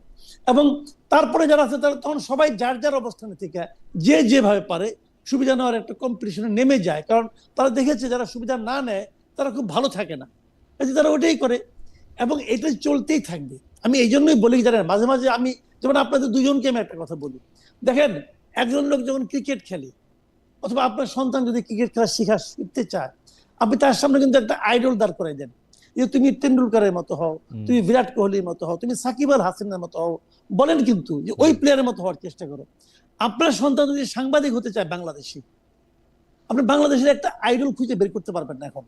সো ট্রু, আপনি বলতে পারবেন না একদম যে তুমি অমুকের মতো হও, একদম একমত, আপনি বলতে পারবেন না। কিন্তু একমত। একটা প্রফেশনের জন্য এর চেয়ে ভয়ঙ্কর বাস্তবতার কি থাকতে পারে বলেন? খুবই খুবই খুবই কষ্টকর, না, এটা না, খুবই খুবই কষ্টকর পীড়াদায়ক এবং পুরো এবং বিষয়টা। এইটা হলো খুবই আমাদের সত্য কথা, সবচেয়ে বড় সমস্যা। খুবই সত্য কথা। কিন্তু কিন্তু কামাল ভাই, আমার একটা প্রশ্ন আছে যে আমরা যদি এতই মালিকের মত দেখে আমরা চলতে পারবো, আমরা কেন একটা সওদাগরি জায়গায় চাকরি করলাম না? সাংবাদিকদের কি আর এমন বেতন, আমরা পরে যাওয়ার পরে বেতন একটু ভালো হয়েছে, কিন্তু কি আর এমন, মানে কেন একটা সওদাগরি অফিসে চাকরি করলাম না, কেন চক বাজার থেকে আলু আই না কারণ বাজারে বেচি না আমরা, মানে এই সাংবাদিকতাটাই আমাদের কেন করতে হবে, মানে এই এই শুনেন, identity এটা হলো টা- জানেন কি, এটা হলো কি জানেন, এটা হলো কি একটা, আপনি একটা মনে করেন ভুল করে আপনি ক্লাস 8 এ থাকতে সিগারেট ধরে ফেলেছেন, হ্যাঁ, ঠিক আছে, খুব ভালো তারপরে আপনি উদাহরণ। কিন্তু ইন্টারমিডিয়েটে উঠা ইউনিভার্সিটিতে উঠা ভালো সেই ভালো উদাহরণ। সিগারেটের খরচ দিতে আপনার মাথা খারাপ হয়ে গেছে, হ্যাঁ। সিগারেট আপনি ছাড়তেও চান না। ছাড়তেও পারেন না। এটা হলো এই জিনিসের। কামাল ভাই, আরেকটা কি হইতে পারে যে আমাদের আর কিছু করার যোগ্যতাই নাই? না, আমি তা মনে করি না। আছে আমি তা মনে যোগ্যতা? করি না, এখানে এখানে আমি অবশ্যই একটু যোগ্যতা বলি, আছে। হ্যাঁ। আচ্ছা এখানে আমি একটু বলি দেখেন, আমি ওই কামাল ভাই যেটা বলছে যে 84 এ আমি এই লাইনে ঢুকে গেছি, ওই যে সিগারেট ধরে ফেলছে আর এটা ছাড়তে পারতেছি না, নেশায় পড়ে ও, গেছি। প্রথম কথা যদিও একটু জাহিদ ভাই বলে রাখি, আপনি 42 বছর ধরে সাংবাদিকতা করেন, কিন্তু আপনার লাগেই 42, এইটা কেমনে, এটাও একটু বললেন লোক। সেটা না, আমি আমি শুনেন, হ্যাঁ। মানে এটা হাজারো শুকরিয়া আদায় করি আল্লাহর কাছে যে এই যে গত কয়েকদিনে আমি অফিসে, এই 14 মাস হলো আমার দেশ বের হয়েছে, এই 14 মাসে আমি এভারেজে 15 ঘন্টা অফিস করছি এবং এখনো করতেছি, গতকালকেও করছি, গত পরশুও করছি, প্রতিদিনই করছি। আমি সকাল 9টার আগে অফিসে ঢুকি এবং রাত্রে 12টা 1টা 2টা, তার মানে আমার দেশ খারাপ হইলে দায় জাহিদ ভাইয়ের, আর যদি ভালো হয় তাহলে কৃতিত্ব মাহমুদুর রহমান সাহেবের, তাই তো? না, সেটা তো খারাপ হলে সব দায়িত্ব যাবে, কারণ আপনি জানেন ম্যানেজিং এডিটর হিসেবে আপনার দুই কাছেই তো, ধরনের দায়িত্ব আপনি তো থাকে। সব দায়িত্ব, Administrative- আপনারই সব দায়িত্ব। না না joking, হ্যাঁ। না না, দায়িত্ব না, আমি কথাটা এই কারণে বললাম যে জি। আমরা এটাকে আক্ষরিক অর্থেই প্রফেশন হিসেবে নিয়ে নিয়েছি, যে কথাটা অনেকে চাকরি হিসেবে নেয় সাংবাদিকতাকে। ইনফ্যাক্ট এই 6 ঘন্টার চাকরি আর 8 ঘন্টার চাকরি হিসেবে নিলে অ্যাটলিস্ট যারা রিপোর্টার আছে তারা এটা নেওয়ার কোনো কারণ নেই, কিন্তু এখন অনেকে এইভাবেই নেয়। কিন্তু যারা একটু পুরানো, আমরা বয়স হয়ে গেছে, অনেকেই তার মধ্যে, আমি বলবো না যে এই আফজাল ভাই 42 বছর পরে এসে উনি সেরা একটা রিপোর্ট করছে। সারা অফিসের মধ্যে যেটা চ্যালেঞ্জ ছিল আমাদের প্রথম দিন যে আমার দেশ বেরোলো, সেই দিনের যে রিপোর্টটা আফজাল ভাই করেছে, যেটার প্রায় 4 মিলিয়ন, মানে 40 লাখ ভিউয়ার হয়েছে মাল্টিমিডিয়ায়, এবং একটা টপে আছে আমাদের এখন মাল্টিমিডিয়াতে। তো আমরা এখন মানে প্রথম আলোর চেয়ে অনেক আগায় গেছে মাল্টিমিডিয়াতে। আমি এই কথাটা প্রকাশ্যেই বললাম, কারণ এটা সবাই জানে, যে কেউ চেক করে দেখতেও পারে। তো এটা, এই কথাটা এনে বললাম যে যে করার, সে কিন্তু 40 বছর আগে উনি ফিলিপস পুরস্কার পেয়েছিল বেস্ট রিপোর্টার হিসেবে, 40 বছর পরে এসে উনি আমাদের মান্থলি মিটিং এ বেস্ট রিপোর্টার তিনটা যখন নিয়ে গেছে, সবাই বলছে উনাকে লিস্ট থেকে বাদ দিতে হবে, লিস্ট আউট করতে হবে। উনি এক্সিকিউটিভ এডিটর, কিন্তু রিপোর্টার মিটিং এ রিপোর্টিং করতেছে, বলছে তাকে লিস্ট আউট করতে হবে, এরপরে তারা আর পুরস্কার দেওয়া যাবে না, পুরস্কার আচ্ছা। সবই নিয়ে নেবে। সো যে করার, আমার কথা হলো যে প্রফেশনালি এটাকে নিচে এবং কাজ করছে হয়তো হাতে গোনা লোকজন, তারা হয়তো অতটা দৃষ্টিতে নেই, কিন্তু এটাকে প্রফেশন হিসেবে নিচ্ছে। কিন্তু বড় একটা অংশ ওকে। আমাদের, যেটা আমি বলছি যে বড় একটা অংশই এটাকে ভিন্ন কাজে এখন ব্যবহার করছে, এই সাংবাদিকতা প্রফেশনটাকে। আর পিআর জার্নালিজমে আমরা টোটালি চলে গেছিলাম। জানি না ভবিষ্যতে আমরা কতদিন আবার একটু একটু করে ব্যাক করার চেষ্টা করছি, কিন্তু সেটাতেও খুব একটা ভালো মনে হচ্ছে না। সামগ্রিকভাবে আপনি একটা ওকে। দুইটা পত্রিকা ভালো করলেই তো হবে না, সবাইকে মিলিয়েই করতে হবে, পুরো ইন্ডাস্ট্রিটাই করতে আমার হবে, মনে হয় যে জাহিদ এবং ভাই আপনাকে, সরকারের একটা ভূমিকা থাকবে। আমার মনে হয় যে সরকারের ভূমিকা, তবে আমি জাহিদ ভাইয়ের সাথে এখানে বিনয়ের সাথে আমি দ্বিমত পোষণ করি। সরকারের ভূমিকা নিয়ে বা সরকারের নিয়ে সাংবাদিকতা করলে এটার মধ্যে বিভিন্ন রকম ঝামেলাও তৈরি হয়। সরকারের ভূমিকা আমি দুইটা লাইন আমি সরকারের ভূমিকা বলি। এই সরকারকে এত করে বলা হয়েছিল যে আপনারা এই যে পত্রিকার যে সার্কুলেশন কার কত, এটা নিয়ে যে ঝামেলাগুলো হয়, প্রত্যেকটা আপনারা মিথ্যাবাদী বানান, এইটাকে আপনারা দয়া করে কারেক্ট করে দেন, একবারে এক্সাক্ট যা আছে সেইভাবে আপনারা করে দেন। সরকার অন্তর্বর্তী সরকারকে এটা অন্তর্বর্তী রিকোয়েস্ট সরকার, করা হয়েছিল, অন্তর্বর্তী সরকার পারবে না, ঠিক আছে, ঠিক আছে, সেটা সরকার করে নাই। তো এইরকম ইচ্ছাকৃত ভাবে আপনি বিজ্ঞাপনে কন্ট্রোল আনতে চাইবেন, এইভাবে করতে চাইবেন, আমি এই জায়গাটায় বলছি। সরকারি বিজ্ঞাপনের উপর নির্ভরশীল হইলে পত্রিকা, আমি জানি না। যাই হোক জাহিদ ভাই, আমি পরবর্তী প্রসঙ্গে আসি। এই প্রসঙ্গটা আমাদের শেষ প্রসঙ্গ, এটা আমি কামাল ভাইকে শুরু করতে চাই। কামাল ভাই, আপনি একটু বলার পরে আমি জাহিদ ভাইকে এই প্রশ্নটার প্রেক্ষিতে বা অন্য প্রশ্ন করব। মানে নির্বাচনের কয়েকদিন পর আমার সাথে, মানে আমি খেলাফতে মজলিসের মাওলানা মামুনুল হকের কথা বলার মানে সাক্ষাৎকার আমি নিয়েছিলাম। সেইখানে তিনি একটা কথা বলেছিলেন যে ডক্টর ইউনূসের ১.৫ বছর ইসলামপন্থীরা বাংলাদেশের ইতিহাসে সবচেয়ে বেশি ক্ষমতা ভোগ করেছে। আপনি তার বক্তব্যের সাথে আপনি একমত কিনা? এইটা তিনি বলেছিলেন হচ্ছে এই প্রসঙ্গে যে ইসলামপন্থীরা সর্বোচ্চ ক্ষমতা ভোগ করেছে বলেই সবাইকে প্রোটেক্টেড থাকা গেছে, সংখ্যালঘুরা সবচেয়ে ভালো ছিল বা যারা অন্য মতাবলম্বী তারা সবচেয়ে ভালো ছিল। আমি কিন্তু প্রশ্ন করছিলাম যে এই ১.৫ বছরে মাজার ভাঙা হয়েছে, বাউল আকরা বাউল প্রতিষ্ঠান ইয়া থেকে নিয়ে পুরাই দেওয়া হয়েছে, মানুষজন, মিডিয়া হাউস, সব জায়গায় অনেক ঝামেলা হয়েছে, উনি এগুলিকে বিচ্ছিন্ন ঘটনা বলছেন। আমার প্রশ্ন হচ্ছে যে আপনিও এরকমটা মনে করেন কিনা যে ইসলামপন্থীরা সর্বোচ্চ ক্ষমতা দখল মানে ভোগ করছে ইডিওলজিক্যালি? আমার পরবর্তী প্রশ্ন হচ্ছে এখন ক্ষমতাটা আসলে কার কাছে? মানে বিএনপি তো দলগতভাবে নিজেদের চেহারাটা একটু অন্যভাবে করতে চাইতেছে, মানে ফার রাইট বা সেন্টার রাইট থেকে ওরা একটু লেফট লিনিয়েন্ট রাইট হতে যাচ্ছে কিনা, ওই জায়গাটাও যদি একটু বলেন। আমরা জাহিদ ভাইয়ের কাছেও এটা পরে শুনবো, আপনার কাছে আগে একটু শুনে নিই। আচ্ছা, ১ নম্বর কথা হলো যে ওনার যে উত্তরের প্রথম অংশ ঠিক আছে, যে আসলেই ডক্টর ইউনূসের আমলে ওনারা মানে আপনার সবচেয়ে বেশি ক্ষমতা ভোগ করেছেন এবং এক্সারসাইজ করেছেন। কিন্তু ওনারা মানে উনি যেটা বলছেন ইসলামপন্থীরা, ওই জায়গাটা, ওই শব্দটা নিয়ে আমার আবার আপত্তি আছে। ওটা ইসলামপন্থী হবে না, ওটা হবে ইসলাম নামধারী দলগুলো। কারণ ইসলাম নামধারী দল তো অনেকগুলো, এর মধ্যে সবগুলি দলে কিন্তু ইসলামপন্থী না। সবগুলি দলের মধ্যে একটা কমন, যে সবগুলি দলের মধ্যে ইসলাম নামধারীতা আছে, তারা ইসলামের নাম নিয়ে কাজ করে, এক একজন এক এক রকম ধান্দা করে। কাজেই ওরা অনেকটা পাওয়ার এক্সারসাইজ করছে, সর্বোচ্চ রকমই করেছে, এবং সর্বোচ্চ রকম করেছে বলে নানা রকম অঘটন ঘটেছে একটার পর একটা, এবং কোনো অঘটনেরই সরকার কোনো বিচার করে নাই, ইচ্ছা করেই করে নাই, কারণ তাদেরকে আশকারা দেওয়ার জন্য করে নাই। এবং উনি যে পরে ব্যাখ্যাটা দিয়েছেন যে ওই সময় সব সংখ্যালঘুরা এবং অন্যরা সবাই খুব ভালো প্রোটেকশন পেয়েছে, এটা একটা ডাহা কথা ভাই, এটা উনি ওনার মতো করে বলছে, বাট আমি এটা ফিল করি নাই। আমার কাছে মনে হয়েছে এটা ঠিক না। আমি এটা মেয়েদের ইলেকশনের পরের দিন বিভিন্ন নারীদের চেহারা দেখে, চোখ মুখের ভাব দেখে ওইটা আমি টের পেয়েছি। তাদের মধ্যে মনে হচ্ছে তারা যেন একটা নিঃশ্বাস ফেললো। কিন্তু আপনি তো মাসুদ কামাল ভাই, আপনার মতো নারীদের সাথেই আপনার দেখা হয়েছে, মানে আপনার মানে মানে আপনার আমার যেহেতু কমন ফ্রেন্ড সার্কেল বা আত্মীয় স্বজন সার্কেল, আপনার তো আমাদের সাথেই দেখা হয়েছে, আর তো আর হ্যাঁ, কিন্তু আমি তো অস্বীকার করছি না, কিন্তু তার বাইরেও তো দুনিয়া আছে, তার বাইরেও তো দুনিয়া আছে।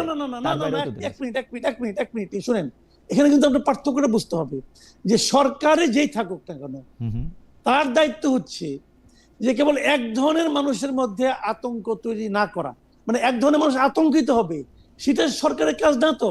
হুম, যদি আমার মতো মানুষের মনে দেখা হয়, আমার মতো মানুষ যদি আতঙ্ক থেকে বেঁচে থাকে, এটা তো একটা ভালো জিনিস।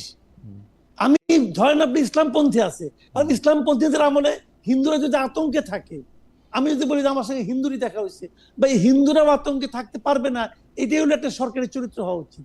আপনি ওইভাবে চিন্তা করেন না কেন?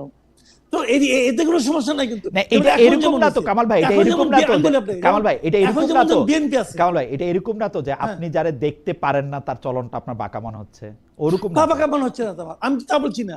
দেখেন এখন যেমন বিএনপি আছে, আমি একটা উদাহরণ দিয়ে বলি আপনাকে। বিএনপি আছে, বিএনপির আমলেও আপনি যদি অন্য অন্য বিভিন্ন রাজনৈতিক দলকে, যারা নাকি বিএনপি কে সাপোর্ট করে না, বিএনপি করে না, তাদেরকে যদি আপনি জিজ্ঞাসা করেন, তারা কিন্তু এটা বলবে। তারা আগের ইউনুসের চেয়ে এখন মানে কম আতঙ্কে আছে, বলবে তো। এখন এই বলাটা কি আপনি বলবেন যে তুমি ইউনুসের সাপোর্ট করো নাই, অতএব তুমি এরকম বলতেছো? এটা তো হলো না। কিন্তু আমরা তো এনসিপি দের দেখতেছি যে তারা মনে করতেছিল যে তারা আগে ভালো আছে, এখন সব চাঁদাবাজ হয়ে যাচ্ছে। আমরা বাইরের যে বড় বড় ইনফ্লুয়েন্সার তাদের দেখতে পাচ্ছি যে বিভিন্ন জায়গায় সব চাঁদাবাজরা আসতেছে, বাংলাদেশ ব্যাংক ডাকাতি হয়ে যাচ্ছে। এইগুলো তো পলিটিক্যাল লোক। শুনেন, আমি আবার বলছি, আমি কিন্তু বলেছি আমি সাধারণ মেয়েদের মধ্যে দেখছি, তারা পলিটিক্যাল পার্টি করে না। কিন্তু আমি সাধারণ মানুষের কথা ভাবেন না আপনি। আপনি পলিটিক্যাল যারা নাকি ইনফ্লুয়েন্সার, যারা নাকি পলিটিক্যাল পার্টির লিডার, তাদের কথা তো, তাদের তো একটা ধান্দা আছে রে ভাই। তুই যারা সাধারণ মানুষ, আপনি তাদের কথা বলেন। আমি তো কামাল ভাই আপনার কাছে যেহেতু আপনি যেহেতু আমার সাক্ষাৎ বড় ভাই, আপনার কাছে যে বিভিন্ন সময় বিচার দেই, এই জন্য বলি জাহেদ ভাইয়ের সাক্ষী রাইকা যে আমি তো সাধারণ মানুষই খুঁজে পাই না, সবই তো অসাধারণ, সবারই তো কোনো না কোনো বক্তব্য বা বায়াস আছে। না শুনেন, বাংলাদেশের সাধারণ মানুষই বেশি। কই আমি তো সাধারণ মানুষ খুঁজে পাই না ভাই। পাবেন না কেন? আপনি সাধারণ মানুষ তো খুঁজবেন না, খুঁজলে পাবেন না। কিন্তু আচ্ছা খুঁজেন না, কি করব? হাত বাড়াইলে যার গায়ে স্পর্শ লাগে সেই সাধারণ মানুষ, যে রিক্সায় উঠেন সেই সাধারণ মানুষ, যে কারণ বাজার যার কাছ থেকে বাজার করেন সেই সাধারণ মানুষ। আমার সঙ্গে ডেইলি দেখা হয়। আচ্ছা ওকে, না পলিটিক্যালি এখানে আমি একটু জাহেদ ভাইয়ের কাছে জানতে চাই। জাহেদ ভাই একই প্রশ্ন যে মানে আমরা ইসলামপন্থীরা ছিল তারা ভালো রাখছে, এখন এটা যদি আপনি না, আপনি প্রশ্নের দুইটা পার্ট বলছেন। আরেকটা বলছেন যে বিএনপি ফার রাইট থেকে এখন লেফটের দিকে যাচ্ছে কিনা, এটা আরেকটা ভাইটাল কোয়েশ্চেন আপনি করেছেন।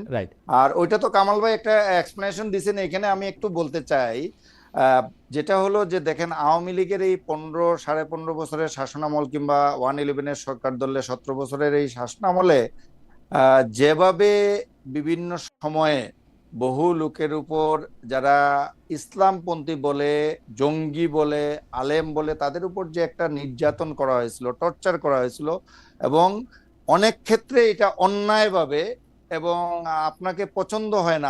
আপনি দেখেন যে 2003 সালে সেই ক্লিনটনের ভিজিটের সময় বুকলেট ছাপিয়ে আওয়ামী লীগ বলে দিল, তখনই বুকলেট ছাপিয়ে যে এই দেশে জঙ্গি আছে। এই যে জঙ্গির বিষয়গুলো আবিষ্কার করে করে একটা ভীতি ছড়ানো হয়েছিল বাংলাদেশের যারা ইসলামী দল করেন কিংবা ধর্মীয় সংগঠন আছেন তাদের ভিতরে। আমি বলি না এখানে উগ্রপন্থার কিছু কিছু লোকজন হয়তো ইনভলভ ছিল, খুবই নগণ্য সংখ্যায়, কিন্তু এর বাইরে এটাকে কেন্দ্র করে আরো বহু লোককে এগুলোর সাথে জড়িয়ে ফেলা হয়েছিল। আর দল হিসেবে যদি বলি যে জামাতে ইসলামকে তো নিষিদ্ধ করে ওই পর্যায়ে রাখা হয়েছিল। আমার ধারণা মামুনুল হক সাহেব ওই কথাটি বলতে গিয়ে উনার নিজের এক্সপিরিয়েন্সের কথা ওনার আছে, উনাকে যেভাবে হেনস্থা করা হয়েছে, তো এই সবগুলো বলতে গিয়ে উনি হয়তো বলেছেন যে ওই সময় থেকে মুক্তি পেয়ে জুলাই অভ্যুত্থানে এর পরে ওই অবস্থা থেকে মুক্তি পেয়ে যারা ধর্মীয় সংগঠন, রাজনৈতিক দল কিংবা বাইরের আলেম সমাজ, তারা একটা নিঃশ্বাস ফেলে একটা ভিন্ন একটা পরিবেশে তারা এই সময়টা পার করতে কিন্তু জাহেদ ভাই, আমরা কি, আপনি যেহেতু 2003-এর কথাটা তুললেন, সেহেতু আমি বলি বিএনপি শাসনামলে কি বারবার সেই 2001 থেকে 2006 সালের বিএনপি সরকারকে নানা রকম সিদ্ধান্ত নিতে হয় নাই? আপনি যেটাকে জঙ্গি উত্থান বলেন সেই জায়গাটাকে আমি যদি আলাদা করে রাখি, আমরা কি বাংলা ভাই এই শায়েক আব্দুর রহমানরে দেখি না? আমরা কি দেখি নাই 63টা জেলায় একসাথে বোমা ফাটানো? আমরা কি অনেকগুলি সিনেমা হলে বোমা দেখি নাই? আমরা কি টার্গেটেড ভাবে আদালতে বোমা মারা দেখি নাই?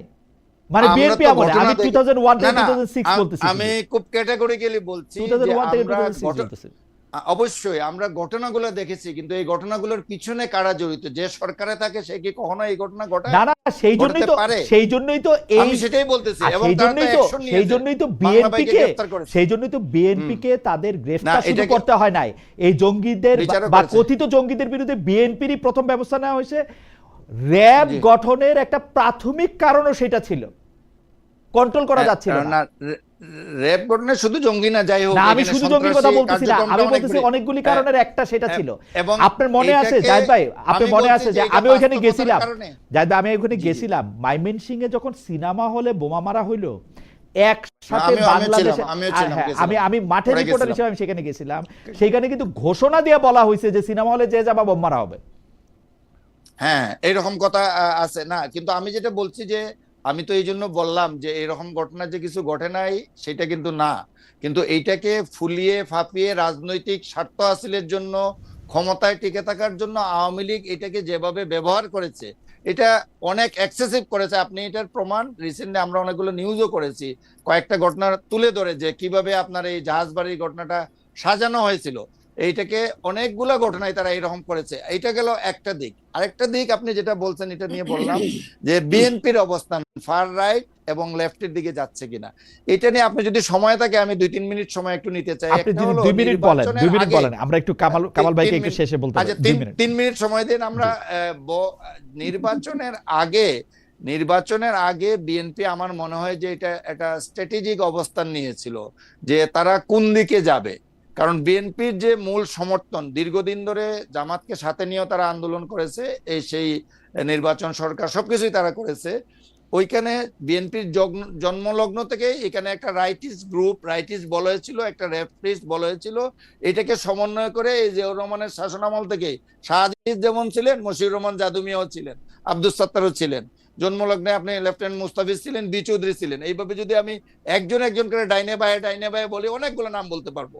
তো সেই একইভাবে বেগম জিয়ার আমলেও এইভাবে বিএনপির রাইট লেফট ছিল, এই দুটাকে সমন্বয় করে বিএনপি চলেছে এবং ধর্মীয় দলগুলোর সাথেও সম্পর্ক রেখেছে। মাঝে মধ্যে আমরা দেখছি বা দুই একটা বাম দলকে, বিশেষ করে ভাসানী অনুসারী যারা ওইখান থেকে, যারা মান্নান ভুঁইয়ারা চলে আসছিলেন, আমাদের দুদু ভাই অনেকে আসছিলেন এখান থেকে, আরো সিনিয়র যারা একসাথে আসছিলেন, তো আমরা এটা দেখেছি, কিংবা কাজী জাফরের সাথে সম্পর্ক দেখেছি। তো বিএনপির রাইট লেফট মিলিয়েই ছিল।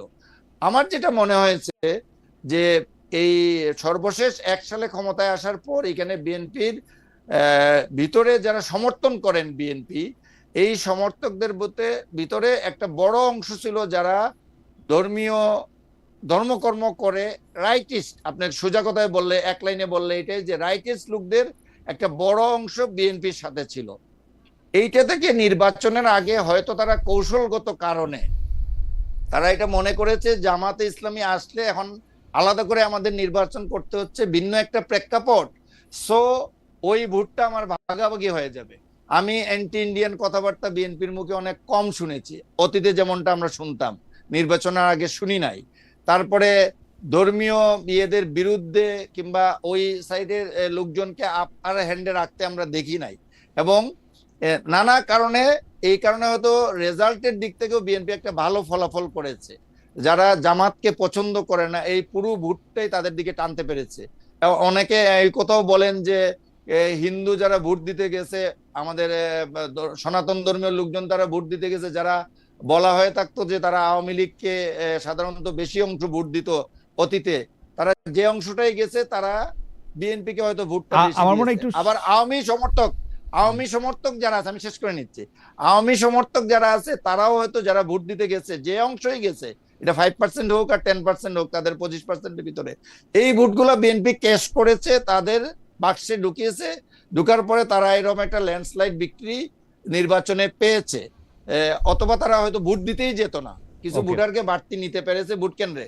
কিন্তু এখন এসে তো আমরা দেখছি, আমি যদি তাদের পুরানো পরিচয়গুলো দেখি, আপনি যেমনটি বলছেন যে আমরা তো বিএনপির স্ট্র্যাটেজিক অ্যাডভাইজার যাকে দেখছি, ওনার ব্যাকগ্রাউন্ড তো আমরা জানি, আপনি চিনি, টকশোতে দেখা হয়, ডক্টর জাহিদুর রহমান বিএনপির কিন্তু প্রধানমন্ত্রী, আমি বিএনপির না, আমি বলছি একবারে সরকারেরই স্ট্র্যাটেজিক অ্যাডভাইজার।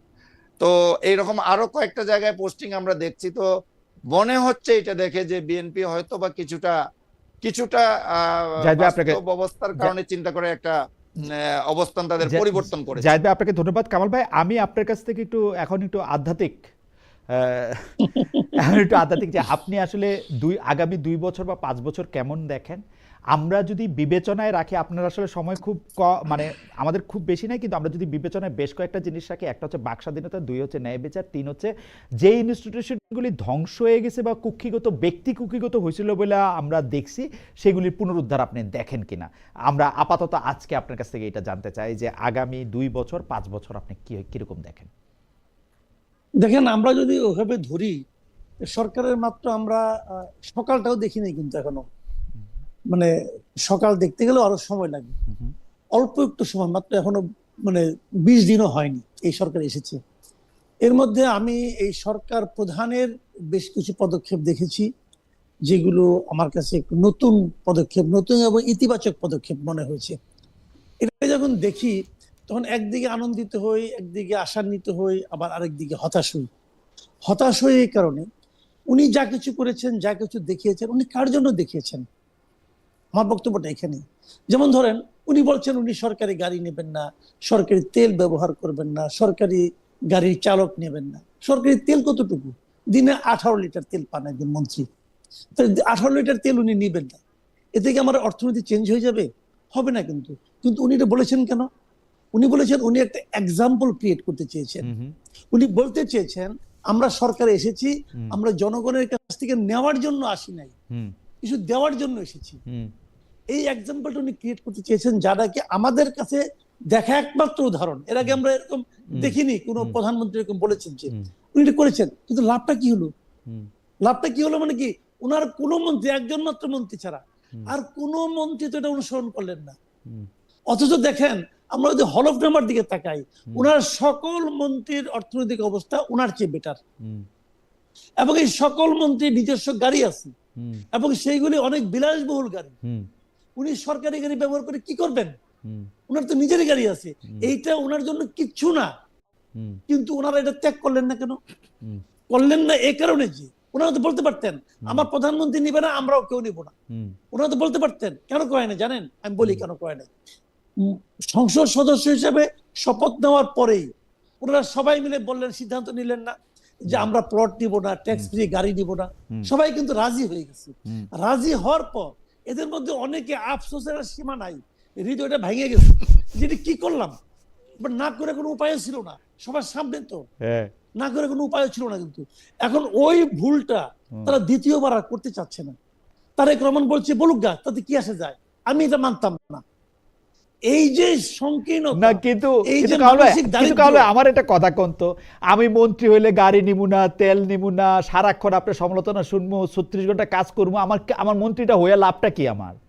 আমি মন্ত্রীটা হবো কেন? আমি আপনার এই সার্ভিস কেন দিব? 22 ঘন্টায় সার্ভিস আপনি কেন দিব? রাখেন রাখেন রাখেন, আমি খালেদ বলছি, আপনি খুব ভালো পয়েন্ট ধরছেন। তার মানে আমার লাভটা কি? আমার লাভটা কি আছে ভাবেন, কিন্তু আপনি কিন্তু লাভের কথা ভাবছেন। আপনি লাভ, এবং সেই আমি তো এটা চাকরি হিসেবে দেখতেছি কামাল ভাই, আমি তো এটা চাকরি হিসেবেই দেখবো। আপনি দেখেন চাকরি হিসেবে, কারণ আপনি সারা জীবন চাকরি করছেন, সমস্যা নাই।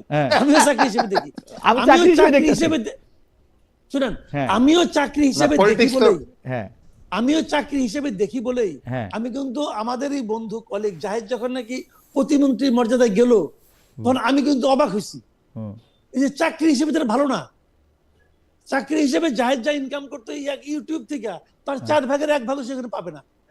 আমি তো আমার মতো অবাক, কিন্তু ও তো অবাক হয় নাই, কারণ ওর তো অন্য উদ্দেশ্য, আমার উদ্দেশ্য মিলে না। এই জন্য আমি আপনি কিন্তু চাকরি হিসেবে বিচার করি।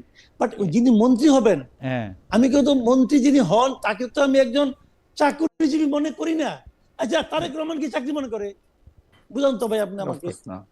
আচ্ছা, প্রধানমন্ত্রীটা চাকরি প্লাস, প্রধানমন্ত্রীটা চাকরি প্লাস। তাহলে আমার কথা কিন্তু ওইটাই, উনি যে এক্সাম্পলটা, আমার মূল যে কথাটা, মূল পয়েন্টে আসেন। মূল পয়েন্টটা হলো যে উনি যে এক্সাম্পলটা ক্রিয়েট করতে চাচ্ছেন, এটা কিন্তু একটা মানসিকতার ব্যাপার না। এই মানসিকতা আমাদের মন্ত্রীদেরকে টাচ করে না। এবং উনি যখন বলেন যে উনাকে অভ্যর্থনা জানানোর জন্য 4 জনের বেশি যাওয়ার দরকার নাই, এটা কিন্তু একটা মানসিকতা। আমি বলতে চাচ্ছি, উনি যখন বলেন যে সভামঞ্চে এত বড় রাজকীয় চেয়ার রাখার দরকার নাই, এগুলি ভালো, এটা একটা মানসিকতা। উনি যখন একজন বয়স্ক লোককে চেয়ার এগিয়ে দেন, ওটা একটা মানসিকতা। এই মানসিকতা যদি ওনার মন্ত্রীদের টাচ না করে, হুম ছোট ছোট ক্ষেত্র, এগুলো কিন্তু খুব ছোট ক্ষেত্র, হুম এইগুলি করার কোনো ব্যাপারই না। এই ছোট ছোট ক্ষেত্র যখন ওনার মন্ত্রীরা ওনাকে অনুসরণ না করেন, তখন আমি মনে করবো উনি যখন বলেন যে আমি দুর্নীতির গলা টিপে ধরবো, ওই বড় মানসিকতা ওনার মন্ত্রীদের টাচ করবে না, এবং ওই জায়গাটাতে আমার আতঙ্ক। Thank you so much. আচ্ছা, আমরা অনুষ্ঠান শেষ হওয়ারও সময় পার হয়ে গেছে, কিন্তু জাহেদ ভাইকে দেখে মনে হচ্ছিল যে জাহেদ ভাই উসকুস করতেছে, কিছু একটা কি বলবেন জাহেদ ভাই? 30 সেকেন্ড। না না না, কামাল ভাই, কামাল ভাই অতি সেকেন্ড না ভাই, চমৎকার না, না, একটা। আরেকটু বেশি সময় দেন, কারণ এটা তো একটা ভাইটাল জিনিস। না জাহেদ ভাই আপনি আরেকদিন বলছেন, কথা এটা নিয়ে বলবো আমার একটু তাহলে। সময় দেন। জাহেদ ভাই আরেকদিন না না, বলবো। একটু আচ্ছা আচ্ছা, আমি একটু এক বলে মিনিট দিই, বলেন, জি, তারপরে এক শেষ করে মিনিট। দেন না, আপনি। আমরা শেষ করে। যেটা হলো দেখেন, কামাল ভাই যা বলছেন আমি ওনার সাথে এই জায়গাটুকু পুরোটাই একমত।